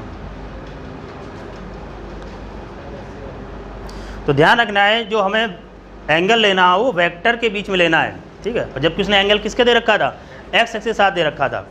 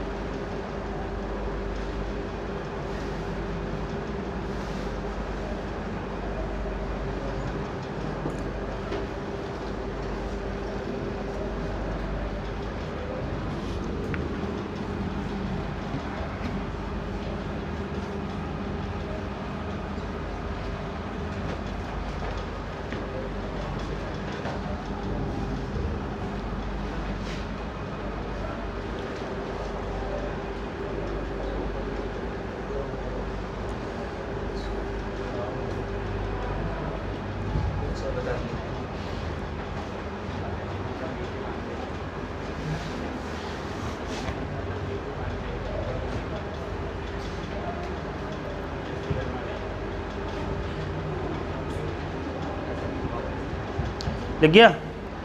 अब देखिए कुछ थ्योरेटिकल क्वेश्चन इतने कॉन्सेप्ट जो पढ़ा उन्हें समझिए। जैसे मान लो यही था, जैसे दो हम इसको देखते हैं, जैसे सपोज करिए 12 है और 5 है, तो इसका जो मैक्सिमम हो सकता है, मैक्सिमम कितना हो सकता है 12 + 5 मतलब 17 है कि नहीं है, और मिनिमम कितना हो सकता है, मिनिमम हो सकता है 12 - 5 = क्या हो सकता है 7। तो इसका जो रिजल्टेंट आएगा वो 7 और 17 के बीच में रहेगा। ठीक है, एक और कोई देख लेते हैं। सपोज करिए अगर मान लीजिए 4 लिखा हो और 3 लिखा हो, इसका 4 - 3 से लेकर के 4 + 3 के बिंदु 1 से लेकर कितना आ सकता है 7। मतलब समझिए क्वेश्चन क्या रहता है। देखिए जो रिजल्टेंट आ रहा है, ठीक है 1 आ रहा है और 7 आ रहा है, रिजल्टेंट देखिए जो वेक्टर जिसका मैग्नीट्यूड कम है उससे भी कम हो जा रहा है कि नहीं है।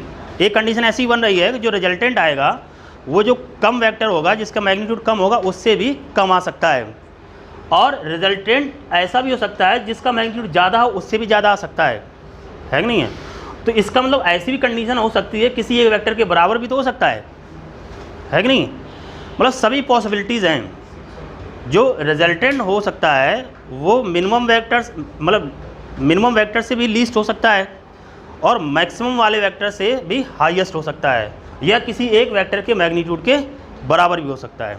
ऐसा नहीं तो हम ये सोच लें कि यार रिजल्टेंट जो आएगा वो हायर वाले से ज़्यादा हो ही नहीं सकता है, वो हो सकता है कोई भी चांसेज है। सिंपल से आप देख लीजिए, अगर कभी भी ऐसा आए कोई भी क्वेश्चन तो आप कुछ भी उसमें आप करके देख लीजिए। भाई जैसे आपने देख लिया भाई इतने से इतने के बीच में हो सकता है, क्वेश्चन न्यूमेरिकल फॉर्म नहीं देते हैं, वो ऐसे कह देते हैं कि वेक्टर C = मान लीजिए लिखा है vector A + B, then vector C, अब उन्होंने पहला ऑप्शन लिखा, मान लीजिए फर्स्ट ऑप्शन लिखा vector C can be equal to either of one vector. जो वेक्टर C है किसी भी एक वेक्टर के बराबर हो सकता है। ठीक है, बात सही है, हो भी सकता है।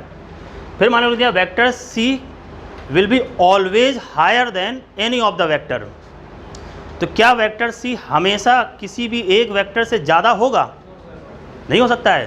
भाई ऑलवेज कह दिया, ऐसा तो नहीं हो सकता। अगर कहता may be higher than any of the vector हो सकता है, या ऐसा लिख दिया may be less than any one of the vector तो हो सकता है। मतलब इस बात को सेंटेंस में ये ध्यान रखना है कि वो पॉसिबिलिटी दिखा रहा है या कंपलसरी कर रहा है।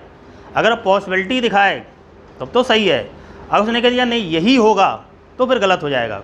ठीक, तो इस बात ध्यान रखें। थ्योरेटिकल क्वेश्चन आप इसी प्रोबेबिलिटी में देखेंगे, भाई जो मिनिमम वेक्टर है जो जिसकी वैल्यू कम है उससे भी कम हो सकता है, जिसकी वैल्यू ज़्यादा है उससे भी हायर वैल्यू आ सकती है रिजल्टेंट की। ठीक, और उसके बराबर भी हो सकता है। ठीक, इसी तरह उसमें आ जाता है, जैसे हमने आपको कंपोनेंट ऑफ वेक्टर पढ़ाया था।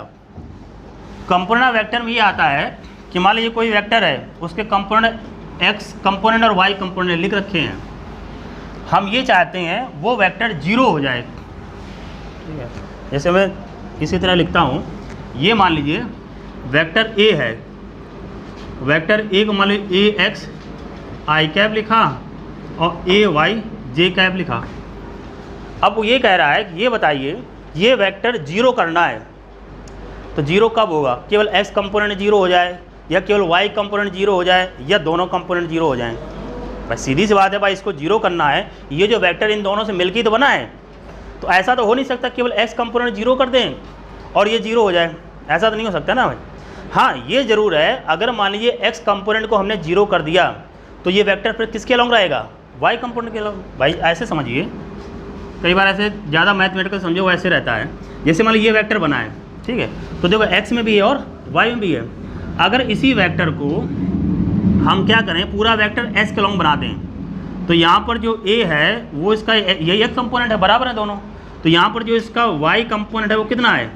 0। अगर मान लीजिए ऐसे बना दिया, इसको y के अलॉन्ग कर दिया जाए तो इसका x कंपोनेंट कितना हो जाएगा? 0। इसका मतलब जो इसका केवल आ रहा है वो केवल किसके अलॉन्ग आ रहा है? y के अलॉन्ग आ रहा है। ठीक, तो अगर मान लीजिए कोई एक कंपोनेंट 0 है, इसका मतलब वो वेक्टर दूसरी एक्सिस के अलॉन्ग है। अगर x 0 है तो y के अलॉन्ग है, अगर y 0 तो वो x के अलॉन्ग है, अगर इन बिटवीन है तो x भी होगा और y भी होगा। अगर उसे 0 करना है तो x कंपोनेंट भी 0 होना चाहिए और y कंपोनेंट भी 0 होना चाहिए। ठीक, तो दोनों बातें होंगी। थ्योरेटिकल क्वेश्चन ध्यान रखेंगे, जैसे हमने कहा अगर a और b को जोड़ा, vector a plus vector b, तो जो c होगा वो इन दोनों वेक्टर के मैग्नीट्यूड से ज़्यादा हो सकता है। हमेशा नहीं होगा, प्रोबेबिलिटी है कि इससे ज़्यादा हो सकता है, कम हो सकता है, किसी भी एक वेक्टर के मैग्नीट्यूड के बराबर हो सकता है। अगर कहीं भी सेंटेंस में ये लिखे the resultant will be always greater than the sum of the magnitude of two vector, तो गलत हो जाएगा। अगर वो स्पेसिफाई करे कि नहीं, अगर ए और बी कोलिनियर हैं, ठीक है, या directed along the same direction, तो थीटा कितना हो जाएगा 0, थीटा 0 हो जाएगा। सी बराबर क्या हो जाएगा, ए प्लस बी, तब इन दोनों के सम के से क्या होगा, मतलब इन दोनों के मैग्नीट्यूड से वो ज़्यादा होगा। तो यही है, मतलब जो अभी तक आपने पढ़ा उसमें जो थ्योरेटिकल क्वेश्चन रहते हैं वही जो चीज़ें रहती हैं उसी को थोड़ा वो हाईलाइट कर देते हैं।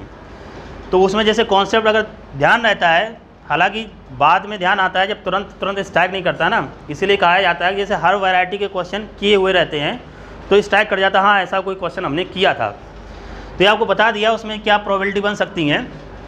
तो ये हम लोगों ने देखा addition of vector. Addition of vector में ये जाना कि भाई रिजल्टेंट है वो एंगल पर डिपेंड कर रहा है।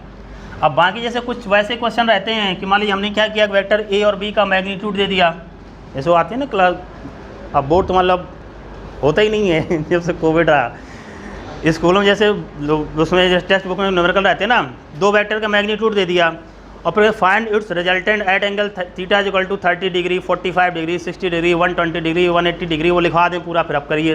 वो तो फिर टाइम पास करने का तरीका है कि आप करते रहो। उसमें क्या है, तरीका ये है कि भाई हर वैरायटी का क्वेश्चन एक एक हो जाए और उसी को बार बार करते रहो, बजाय कि हम एक आसान से क्वेश्चन के लिए हम आपको समय बर्बाद करते हैं, उससे कोई फ़ायदा नहीं निकलने वाला है। हमारा यही क्वेश्चन रहता है 12 और 5, हम आपको 5 एंगल दे देते।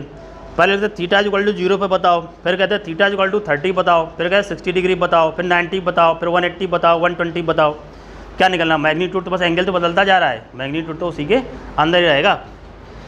ठीक, अब नेक्स्ट टाइप का क्वेश्चन देखते हैं। नेक्स्ट टाइप का क्वेश्चन इस बात पर है कि हम लोगों ने ये कहा था जो रिजल्टेंट आएगा उन दोनों वेक्टर के अंदर रहेगा, ठीक है। तो पहले मैं एक लिखिए, the resultant of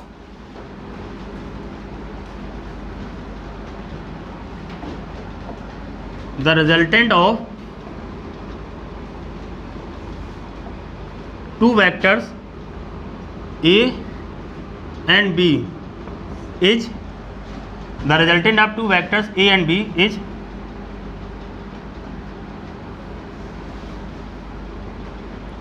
perpendicular to vector A and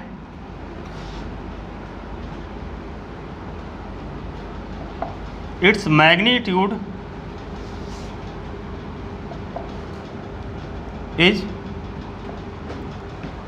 half of magnitude of vector B.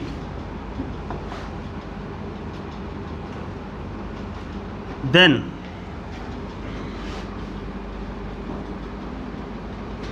angle between vector A and B will be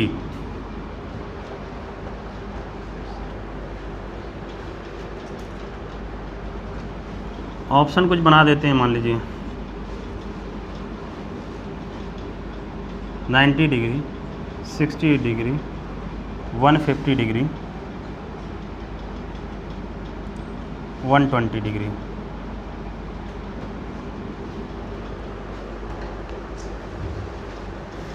ठीक है, अभी लिख लीजिए, समझाते हैं इसका मतलब क्या है।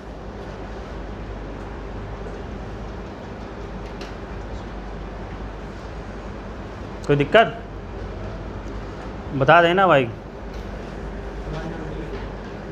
120 डी मतलब देखिए, समझिए मतलब क्या है। वो कह रहा है दो वेक्टर का रिजल्टेंट, जो वेक्टर कौन से हैं ए और बी हैं, वो जो रिजल्टेंट है वेक्टर ए के परपेंडिकुलर है। ठीक है, जैसे ये बनाया, ये वेक्टर ए है, इसके परपेंडिकुलर क्या आ रहा है, रिजल्टेंट आर आ रहा है। अब तुम अपने यहाँ बताओ वेक्टर बी किधर होगा, इसके इधर ए और आर के अंदर होगा या ए और आर के बाहर होगा, बाहर होगा। भाई रिजल्टेंट हम लोग ने अभी जाना कि भाई दोनों वेक्टर के बीच में आता है, अंदर रहेगा, मतलब बीच मतलब अंदर रहेगा। अब ये इधर आ रहा है तो ऑब्वियस सी बात है जो वेक्टर बी होगा वो इधर कहीं रहेगा जा करके, तभी तो इसके अंदर आएगा। पहली इन्फॉर्मेशन तो ये हो गई, ये इसको 90 डिग्री पे कह रहा है। फिर कह रहा है एंड इट्स मैग्नीट्यूड, मतलब किसका मैग्नीट्यूड, रिजल्टेंट का, ठीक है, रिजल्टेंट जो मैग्नीट्यूड है is half of the magnitude of B. तो ये जो आर पहुंच रहा है इस बी के मैग्नीट्यूड का कितना है, आधा है, R is equal to B by two. तो इन दोनों वेक्टर के बीच का एंगल बताओ कितना होगा। अब देखिए ये तो 90 डिग्री दे रखा है, अगर हम ये वैल्यू पता कर लें थीटा, तो इन दोनों को जोड़ देंगे 90 प्लस थीटा, हमें क्या निकल आएगा, दोनों वेक्टर के बीच का एंगल पता चल जाएगा। अब पूरा प्रयास अपना ये रहेगा हम थीटा कैसे निकालें। तो थीटा हम ऐसे निकालेंगे जो वैल्यू हमें पता है उतने हम प्रयास करेंगे। क्या पता है हमें, हमें देखो आर और बी में रिलेशन पता है। तो ये अगर है ऐसे है तो यहाँ पर अगर हम देखो ऐसे नॉर्मल ड्रॉ करेंगे, ठीक है, नॉर्मल ये हो गया क्या 90 डिग्री, ये एंगल है, एंगल के साथ वाला क्या होता है, बेस, ये बेस है, 90 डिग्री सामने वाला क्या है, हाइपोटेन्यूज है। तो बेस और हाइपोटेन्यूज हमें पता है तो हम क्या लगा सकते हैं, कॉस थीटा, है नहीं। अगर परपेंडिकुलर हाइपोटेन्यूज होता तो क्या लगाते हैं, साइन थीटा। तो यहाँ पर हम लोग अप्लाई करेंगे cos theta, cos theta is equal to base, base है आर, हाइपोटेन्यूज है बी, और आर इज इक्वल टू क्या है, बी बाई टू, और नीचे लिखा है बी, बी से बी कैंसिल कर दिया। तो देखो cos theta is equal to आ रहा है 1/2, और ये वैल्यू कितनी को होती है, 60 डिग्री, है नहीं। तो ये थीटा आ गया 60 डिग्री, तो एंगल दोनों वेक्टर के बीच कितना हो जाएगा, ये है 90 और ये है 60, कितना हो जाएगा 150 डिग्री, है कि नहीं है। तो एंगल बिटवीन द वेक्टर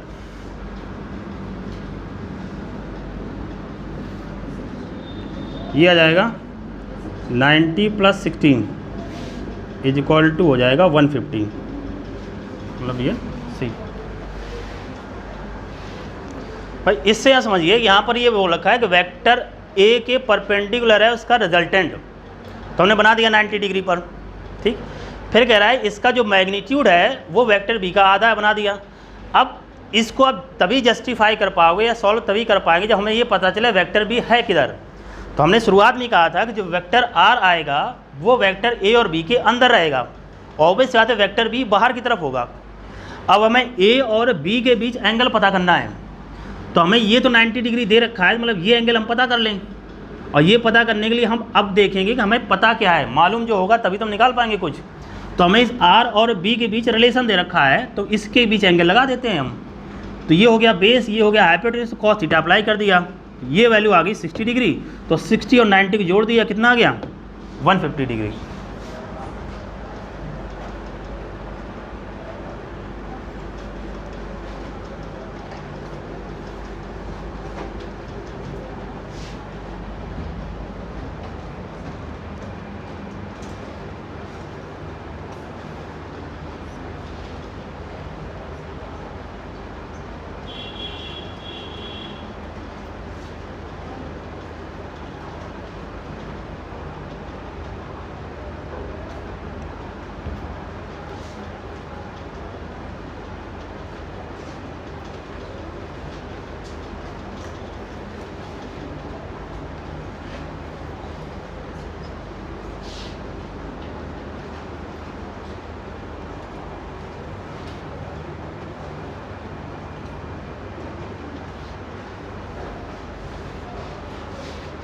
ठीक है, समझ में आ गया।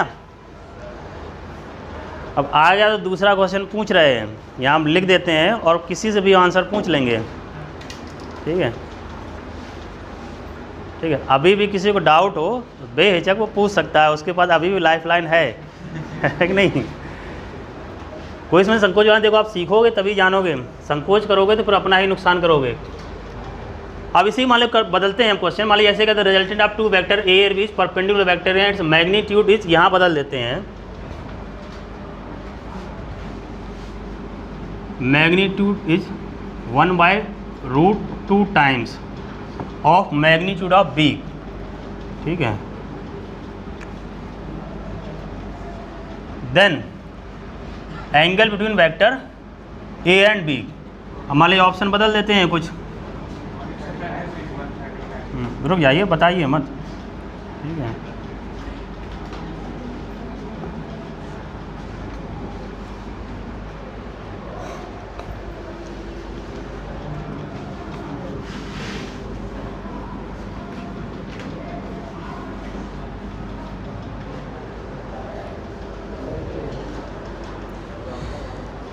अब बताएं दोनों वेक्टर के बीच एंगल क्या हो सकता है।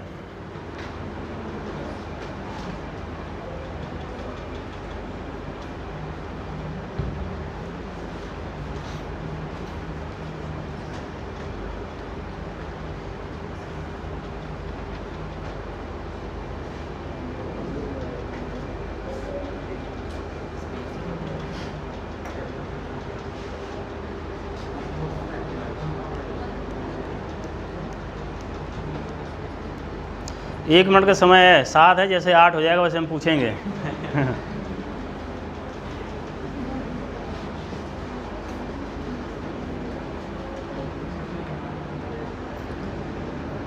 लिखना है इसको बाद में, पहले आप आंसर बता दीजिए। कितने लोगों को लग रहा है 135 है? पक्का? अभी कुछ लोगों को अभी भी नहीं लग रहा है।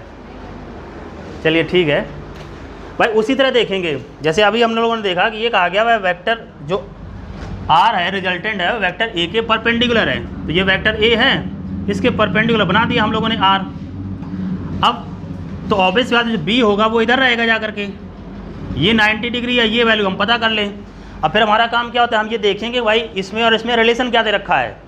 तो इसमें दे रखा है and its magnitude 1/√2 times the magnitude of B, तो r इज इक्वल टू है b/√2, है कि नहीं है? ये वैल्यू पता चल गई। तो इससे और इससे क्या निकालेंगे, cos theta. cos theta is equal to हो जाएगा r/b। r की वैल्यू लिख रखी है b/√2 और ये b से b कैंसिल आउट हो गया, तो cos theta is equal to आ जाएगा 1/√2 और ये वैल्यू होती है 45 डिग्री। तो एंगल बिटवीन द वेक्टर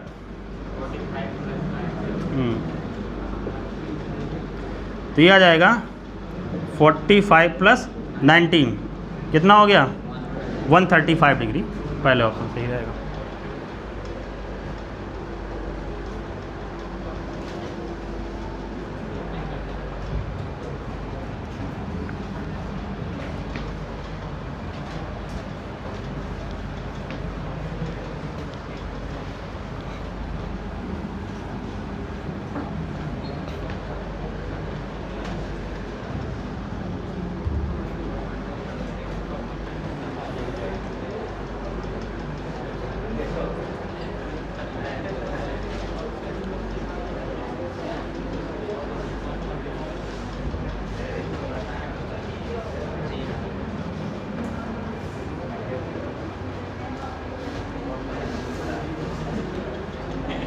ठीक है, नेक्स्ट समझते हैं। अब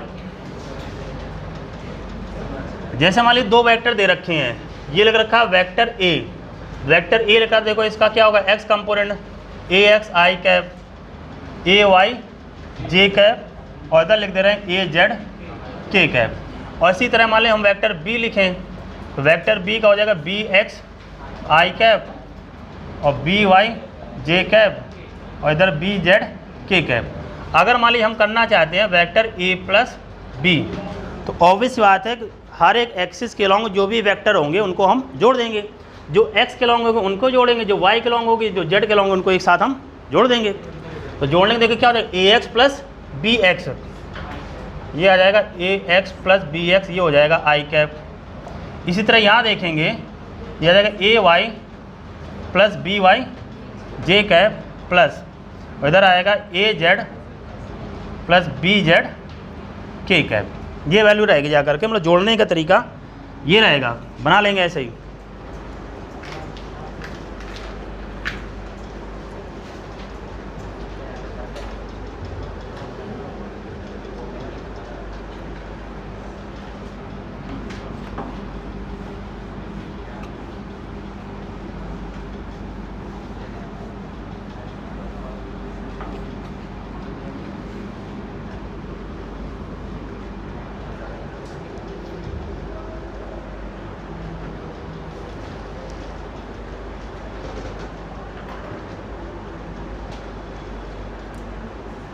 जो एक्स कंपोनेंट है उनको साथ जोड़ेंगे, जो वाई होंगे उनको साथ जोड़ेंगे, जेड होंगे उनको एक साथ जोड़ देंगे।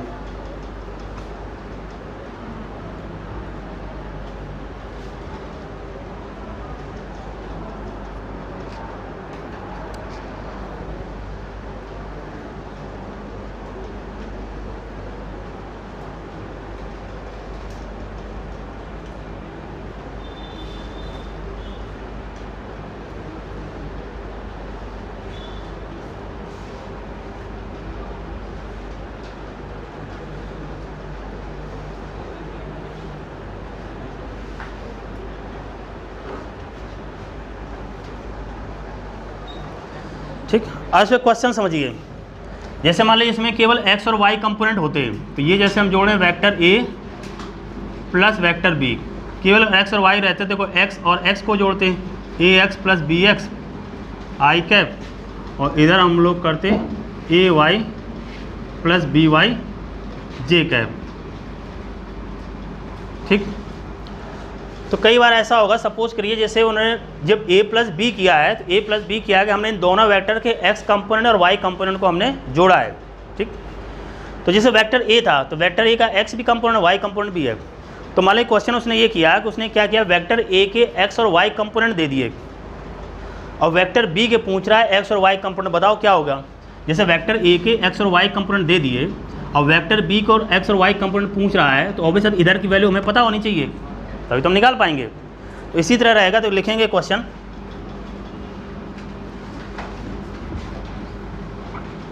The component of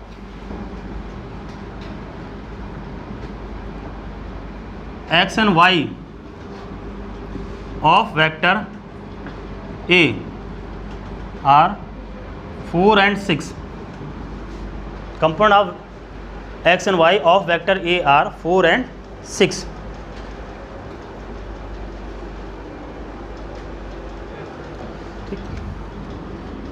and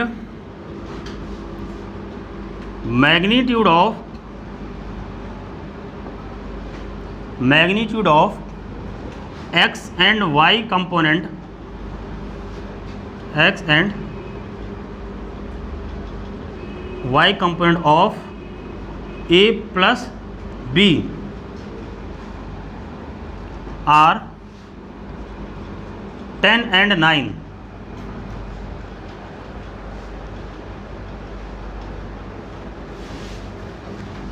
then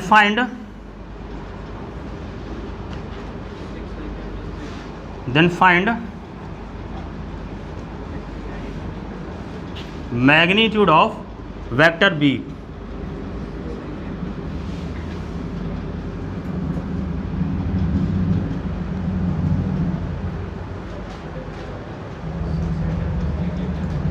six B का मतलब है 6i cap plus 3j cap. चलिए देखते हैं। गुड,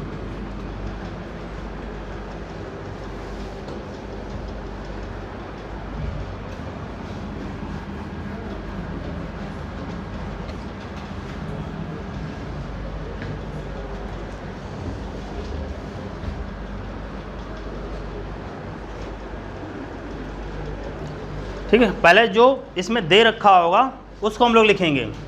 इसमें component of x and y vector a, तो वेक्टर a का x और y कंपोनेंट, तो ax लिख रखा है 4 और ay लिख रखा है 6। जब a प्लस b दिया गया है तो उसका x और y कंपोनेंट जो आ रहे हैं वो दे रखा है। तो देखो a प्लस बी अगर हम करेंगे तो वेक्टर a प्लस बी अगर करेंगे तो हम लोग क्या करेंगे भाई, ax प्लस बी एक्स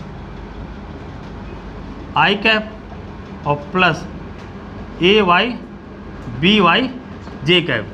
तो ये दे रखा है हम लोगों को कि इसका मैग्नीट्यूड दे रखा है a x plus b x कितना दे रखा है 10 और a y plus B y दे रखा है 9। करा वेक्टर बी का मैग्नीट्यूड बताओ। ठीक है, तो वेक्टर बी का अगर मैग्नीट्यूड निकालना है तो वेक्टर बी का ये बनना चाहिए ना, vector B is equal to क्या रहता है बी एक्स आई कैप और बी वाई जे कैप। अगर इसका मैग्नीट्यूड निकालना है तो हम क्या करेंगे B X square plus B Y square. भाई ये वेक्टर फॉर्म में आ गया तो ये अपने आप निकाल लेंगे। ठीक, अब मतलब वेक्टर बी का एक्स और वाई कंपोनेंट निकालना है हमें। तो अब जो इन्फॉर्मेशन दी गई है उससे हम प्रयास करेंगे कहीं निकल सकता है। तो अगर इसमें देखें ए एक्स, अब बी एक्स और बी वाई निकालना है, बी एक्स और बी वाई, तो इस इक्वेशन से अगर बी एक्स निकालना है तो ए एक्स पता होना चाहिए, तो ए एक्स दे रखा है। यहाँ पर बी वाई पता करने के लिए ए वाई पता होना चाहिए, तो ये भी दे रखा है। तो बस वैल्यू लिख देंगे यहाँ पर हम लोग। तो ए एक्स की वैल्यू लिख रखी है 4 और यहाँ आ जाएगा b x is equal to 10। तो देखो b x is equal to आ गया 6 और दूसरा क्या लिख रखा था y component a y plus B Y is equal to कितना था 9। ठीक, तो 9 लिख रखा है, तो यहाँ ए वाई कंपोनेंट 6 रखा और यहाँ बी वाई रखा, ये कितना है 9, तो B Y is equal to हो जाएगा 3। तो यहाँ देखो हमें बी एक्स कंपोनेंट पता चल गया और बी वाई कंपोनेंट भी पता चल गया। अब इसको वेक्टर फॉर्म में लिख लेंगे, तो vector B is equal to B X I cap plus B Y J cap. तो कितना बना जा करके ये 6 आई कैप और 3 जे कैप। तो इसका मैग्नीट्यूड कितना हो जाएगा, √6 का स्क्वायर और 3 स्क्वायर कितना हो जाएगा 36 और 9 √45।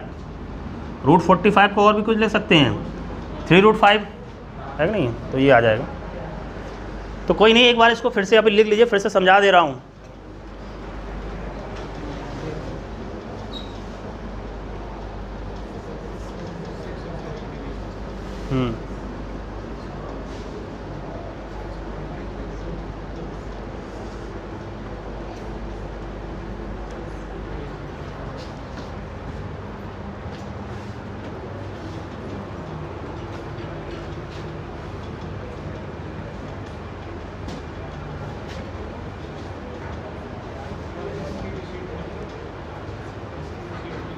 वेक्टर की तो बुकलेट मिली होगी, एक अभी नहीं मिली, मिल जाएगी, उसमें है सब, पूरी मैकेनिक्स का एक साथ मिल जाएगी।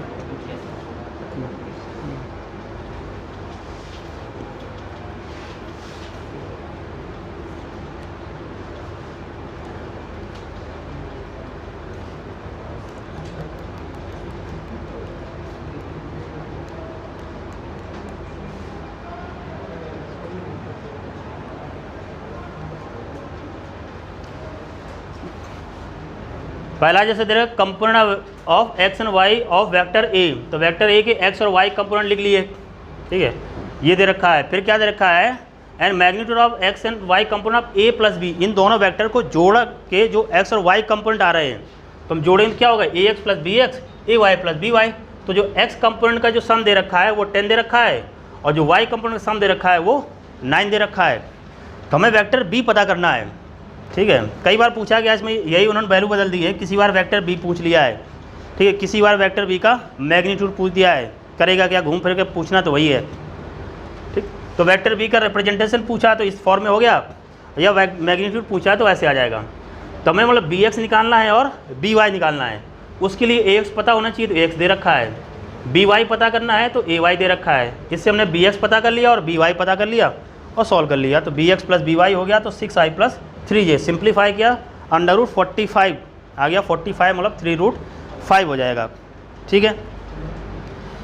तो ये जैसे बात हो गई सिंपल सी, जो हमने नॉर्मल एडिशन करते हैं उनके केस की। अब एडिशन में आप जो भी वैसे नॉर्मल क्वेश्चन पाएंगे, ऐसा नहीं रहता है कि आप इसमें परेशान हो। अब कुछ वो क्वेश्चन देखते हैं हम लोग, जैसे डायरेक्शन बेस्ड होते हैं ना, वो अपने घर से निकला, पहले पूरब गया, फिर पश्चिम गया, फिर इधर गया उधर गया, बताइए घर से कितनी दूरी पर है कि नहीं। इसके बाद फिर वापस इसी एडिशन ऑफ वेक्टर पर आते हैं, ठीक है। नॉर्मली ये कह दिया जैसे पोजीशन वेक्टर निकालते हैं, उसमें पोजीशन वेक्टर हालांकि जब मैकेनिक्स हम पढ़ेंगे वहाँ फिर से रहेगा। तो पोजीशन वेक्टर में हम क्या करते हैं कि जो भी इसके कोऑर्डिनेट दिए रहते हैं जाकर के, उतना जैसे आप चलिए भाई छोड़िए, जैसे ये मान लीजिए ईस्ट डायरेक्शन होती है, ईस्ट को क्या मानते हैं हम, आई कैप, और ये है वेस्ट, ये क्या हो जाएगा -i कैप। ये नॉर्थ है प्लस जे कैप, ये साउथ है -j कैप। अब वो जिस डायरेक्शन में कहे उसको हम वेक्टर में बदलते जाएंगे। जैसे अगर उसने ये कहा है कि एक इंसान अपने घर से निकला वो नॉर्थ डायरेक्शन में, तो नॉर्थ डायरेक्शन मतलब क्या होना चाहिए, जे कैप, ठीक है। फिर कहा अपने वो दाहिने मुड़ गया, अब तुम इसी को अपने आप सोच लो, ऐसे हम जा रहे हैं और फिर दाहिने मुड़ जाएं, दाहिने इधर जाएंगे ना, तो किधर जाएंगे, ईस्ट की तरफ, ईस्ट की तरफ जाएंगे तो हम क्या लिख देंगे, आई कैप। इसी तरह वेक्टर में बदलते जाएंगे, एक वेक्टर बन जाएगा और फिर उसका क्या निकाल लेंगे हम, मैग्नीट्यूड। जैसे एक क्वेश्चन लिखते हैं, उसने कहा कि मतलब ए मैन लीव्स होम, घर छोड़ दिया उसने, ठीक है, एंड ट्रैवल, क्या पता उसके सुख की बात हो, एंड ट्रैवल 4 मीटर नॉर्थवर्ड। अभी मन नहीं कर रहा उसका कहीं जाएँ कि ना जाएँ, 4 मीटर चला, बोले क्या करें, बोले यहाँ नहीं सही है। After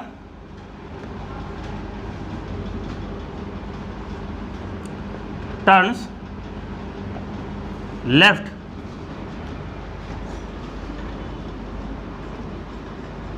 and travels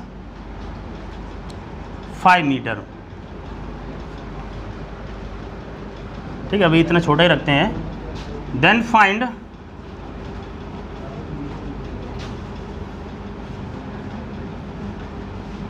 his position from home.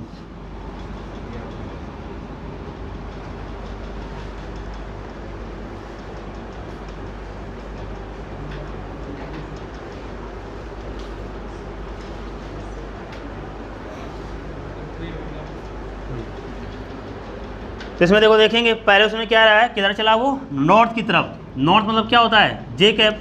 तो पोजीशन को जैसे ऐसे लिखेंगे आर से, तो नॉर्थ की तरफ रहा है तो हो गया 4 जे कैप। ठीक है, फिर क्या चले आफ्टर, इसके बाद क्या हुआ, टर्न लेफ्ट। तो ऐसे जा रहे हैं, लेफ्ट में तो इधर गए, लेफ्ट में तो क्या होगा, वेस्ट की तरफ। तो माइनस आई आएगा, तो क्या देखो माइनस का 5 आई हो जाएगा। ये वेक्टर फॉर्म में बन गया। ठीक, अगर मान लीजिए पोजीशन कह दिया, हम लोग वेक्टर फॉर्म लिखा, अगर ये पूछता बोले डिस्टेंस बताओ कितनी है, या मिनिमम डिस्टेंस बताइए क्या है, तो इसका क्या निकालेंगे हम, मैग्नीट्यूड। तो मैग्नीट्यूड निकालेंगे तो -5 का होल स्क्वायर और +4 का होल स्क्वायर। तो ये कितना, 25 और 16 कितना पहुंचा जा करके, √41 मीटर। इतनी दूरी पर है वो।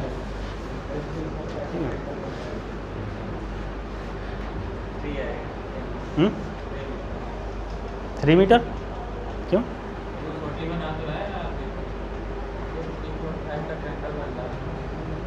√41 किसका आ जाएगा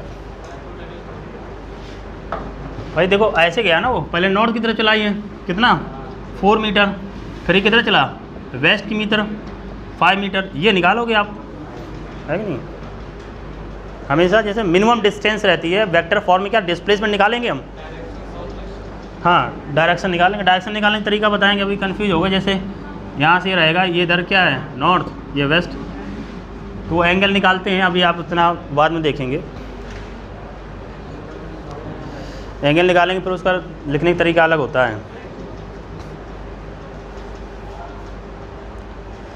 अब इसमें कितना भी कहता रहे, आप उसे सॉल्व करते रहिए, जा करके निकल आएगा। ठीक है,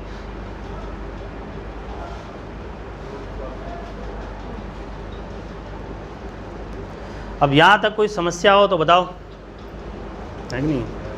नहीं फिर उसमें कमेंट करो, बोले आगे वाले पढ़ने वाले होशियार हैं है कि नहीं। तो ऐसा नहीं है, कंफर्ट जोन वैसे पीछे ही होता है कि नहीं है। आगे बैठने में ये होता है, बोले गर्दन ऐसे रहो, पीछे की एक, जब ना पढ़ने का मन कर रहा हो तो वैसे हो जाओ। ठीक, आगे करने लगे तो नज़र चली जाती, बोले क्या कर रहे हो। कोई नहीं, अल्टीमेट टारगेट ये है। देखो आदत यही होती है कि शुरुआत से जब हम लोग पढ़ रहे होते हैं, शुरुआत मतलब बिल्कुल LKG से, ठीक है, LKG से 12 तक की हमारी जो आदत होती है वो उसी स्कूल वाले ढर्रे पर होती है कि घंटी बजी मतलब मास्टर को चले जाना चाहिए। ठीक है, फिर इसके बाद लंच ब्रेक होना चाहिए। एक एक्सपेरिमेंट आपको पढ़ा होगा 12th में, वो था कंडीशनल रिफ्लेक्स। कंडीशनल रिफ्लेक्स क्या होता है, पेवलोव एक्सपेरिमेंट था, उसने डॉग पे किया था। वो उसी टाइम पर वो घंटी बजाता था जब वो खाना देता था। पहले घंटी बजाया, इसके बाद उसे खाना देता था। उसी हिसाब से उसका गैस्ट्रिक जूस का सिक्रीशन होता था। एक दिन क्या किया, उसने घंटी बजा दी, खाना नहीं दिया। ठीक, तो भाई कंडीशनल रिफ्लेक्स था, सिक्रीशन होने लगा। उसी तरह जो स्टूडेंट लाइफ होती है, स्टूडेंट लाइफ ऐसा तो कोई इंसान है नहीं, स्टूडेंट लाइफ से तो हर इंसान गुजरता है। तो उसका जो शरीर होता है कंडीशनल रिफ्लेक्स में होता है, वही उसकी आदत भी होती है। क्लास में है मतलब बहुत ज़्यादा उसका पढ़ने का टेंशन नहीं होता है। जिस दिन उसका मन कर रहा होगा उस दिन वो पूरी पोटेंशियल से पढ़ेगा, और बाकी वो उसी तरह आता जाता है जैसे वो स्कूल में आता जाता रहता था कि ठीक है आज जाना, जैसे अटेंडेंस जैसे कंपलसरी है या एग्ज़ाम नहीं देने या दिया जाएगा, इस तरीके से उसका आदत रहती है। लेकिन कंपटीशन का कल्चर ये है कि यहाँ पर उस स्कूल वाला कल्चर नहीं होता है भाई। यहाँ पर आपके सिलेक्शन से मतलब है, और दूसरा वो माहौल मतलब वो जो ऑब्जेक्टिव होते हैं, जो उद्देश्य होते हैं स्कूलों के, वो कोचिंग के उद्देश्यों में अंतर होता है। क्योंकि वहाँ तो ये है कि भाई एक किताब जैसे पढ़ाई गई, अब जैसे वेक्टर ही 2 दिन में खत्म हो गया होता है। अगर स्कूल में अगर पढ़ा रहे हो तो उसमें क्या प्लान बोल, एडिशन ऐसे जोड़ दो और बेटा इसमें ये फॉर्मूले याद कर लो, इसमें एक क्वेश्चन आता है जा करके, और क्वेश्चन की संख्या भी बोर्ड में कम कर दी गई है, न्यूमेरिकल की संख्या कम कर दी, बाकी ये डेरिवेशन है ये बस इतना कर लो हो जाएगा। ठीक है, अभी हम एडिशन ही नहीं ख़त्म कर पाए। तो वहाँ जो पढ़ाने के ऑब्जेक्टिव होते हैं अलग होते हैं, कोचिंग में जो पढ़ाने के ऑब्जेक्टिव होते हैं वो अलग रहते हैं जा करके। अब लेकिन आदतों में अंतर होता जा करके, तो कभी कभी स्टूडेंट जैसे मतलब 7 दिन 6 दिन आया, 6 दिन में मतलब 3 दिन तो वो उसका पोटेंशियल काम करता है, 3 दिन में फिर वो नहीं काम करता है। तो अगर उसी ढर्रे पे जैसे रहते हैं तो नुकसान स्टूडेंट का ही होता है। तो जब तक उससे आप अपने आप को बाहर नहीं लाओगे तो उतना सुधार नहीं तुरंत ऑब्जर्व होता है, और सुधार नहीं होगा तो फिर उसी सब्जेक्ट आपको पढ़ने का मन कम करने लगेगा, जो भी सब्जेक्ट आपका कमज़ोर हो जाएगा। और मोस्ट चांसेस सब्जेक्ट कमज़ोर होने के बाद स्टूडेंट के लिए फिजिक्स ही होता है। ठीक है, नहीं जैसे आया उसने थोड़ा बहुत मेहनत की, नहीं आया, अब वही हमने बात की ना कि इसके पहले बच्चों को पूछने का भी थोड़ा रहता ना, हेजिटेशन होता है कि यार क्या पूछें, कई बार कुछ समझ में आए तब तो पूछें। ठीक है, तो भाई सीधी सी बात है, आप कोचिंग में इसीलिए आए हो, आपको अगर आ रहा होता तो आप क्यों आते हैं। तो जो भी चीज़ समझ में नहीं आ रहा है बेहिचक पूछोगे, जब आने लगेगा तो अपने आप आपको पता चल जाएगा कि इसमें कहाँ गलती हो रही है। ऐसे मतलब कितना भी सॉल्व कर दिया जाए, उसमें आपकी कॉपी में सब लिखा रहेगा। और कई बार ऐसा भी हो जाता है जैसे चीज़ों को लिखने में भी गलतियाँ हो जाती हैं। कोई जैसे मतलब यहाँ तो चलो अभी लिख रहा हूँ या बोल रहा हूँ, कई बार ऐसा हो ठीक है, जैसे अभी क्वेश्चन था जब हमने जिसमें 1/√2 कर दिया, √2 टाइम्स है, उसको हमने कहा लिखने की कोई जरूरत नहीं, सीधे सॉल्व करिए, उसी में कर दिया। अब हो सकता है कि आप जब इसके बाद अभी तो मतलब ठीक है याद है, कुछ समय बाद जब इसको रिवाइज करोगे तो हो सकता है स्ट्राइक ना करे कि मतलब ये क्या करा दिया कि 1/√2 इधर आ जा रहा है। ठीक है, तो इसलिए चीज़ें जब टच में रहती हैं, आप बार बार रिवाइज करते रहते हो तो वो फोकस में रहती हैं, और जब छोड़ देते हो या पढ़ने में मन नहीं लग रहा होता है तो फिर वो क्या लिखा है ये भी नहीं समझ में आता, तो आप पढ़ोगे भी नहीं उतना। तो कोशिश ये करिए आप पूछिए, तभी सुधार होगा, और नहीं तो फिर आपको जिस उद्देश्य से आए हो वो उद्देश्य पूरा नहीं होगा, है कि नहीं। हाँ, डायरेक्शन निकालने का तरीका होता है कि आप इसलिए नहीं करेंगे, अभी जैसे वेक्टर पढ़ा रहे हैं तो डायरेक्शन निकालना थोड़ा इस स्टेज में आपको भी कॉम्प्लिकेटेड सा लगेगा, क्योंकि इसमें जो लिखने का तरीका होता है थोड़ा उल्टा होता है। जैसे यहीं पर बात करें tan थीटा निकालें, क्या आएगा 5/4। ठीक है, अब 5/4 किसके साथ, जबकि लिखा जाएगा वेस्ट ऑफ नॉर्थ लिखा जाएगा। ठीक है, वेस्ट ऑफ नॉर्थ मतलब पश्चिम में है किसके, नॉर्थ से पश्चिम दिशा में। तो सही बात है, लिखने का तरीका अलग रहता है लेकिन उसका मतलब समझोगे तो सही आएगा। तो तुम सोचोगे एंगल लिया गया नॉर्थ से, लिखा जा रहा है वेस्ट ऑफ नॉर्थ। तो अभी इसका रखिए, जब हम डिफरेंस ऑफ वेक्टर पढ़ाएंगे तो उसमें इस तरह के क्वेश्चन बहुत रहेंगे, तो फिर से बताएंगे उसको हम।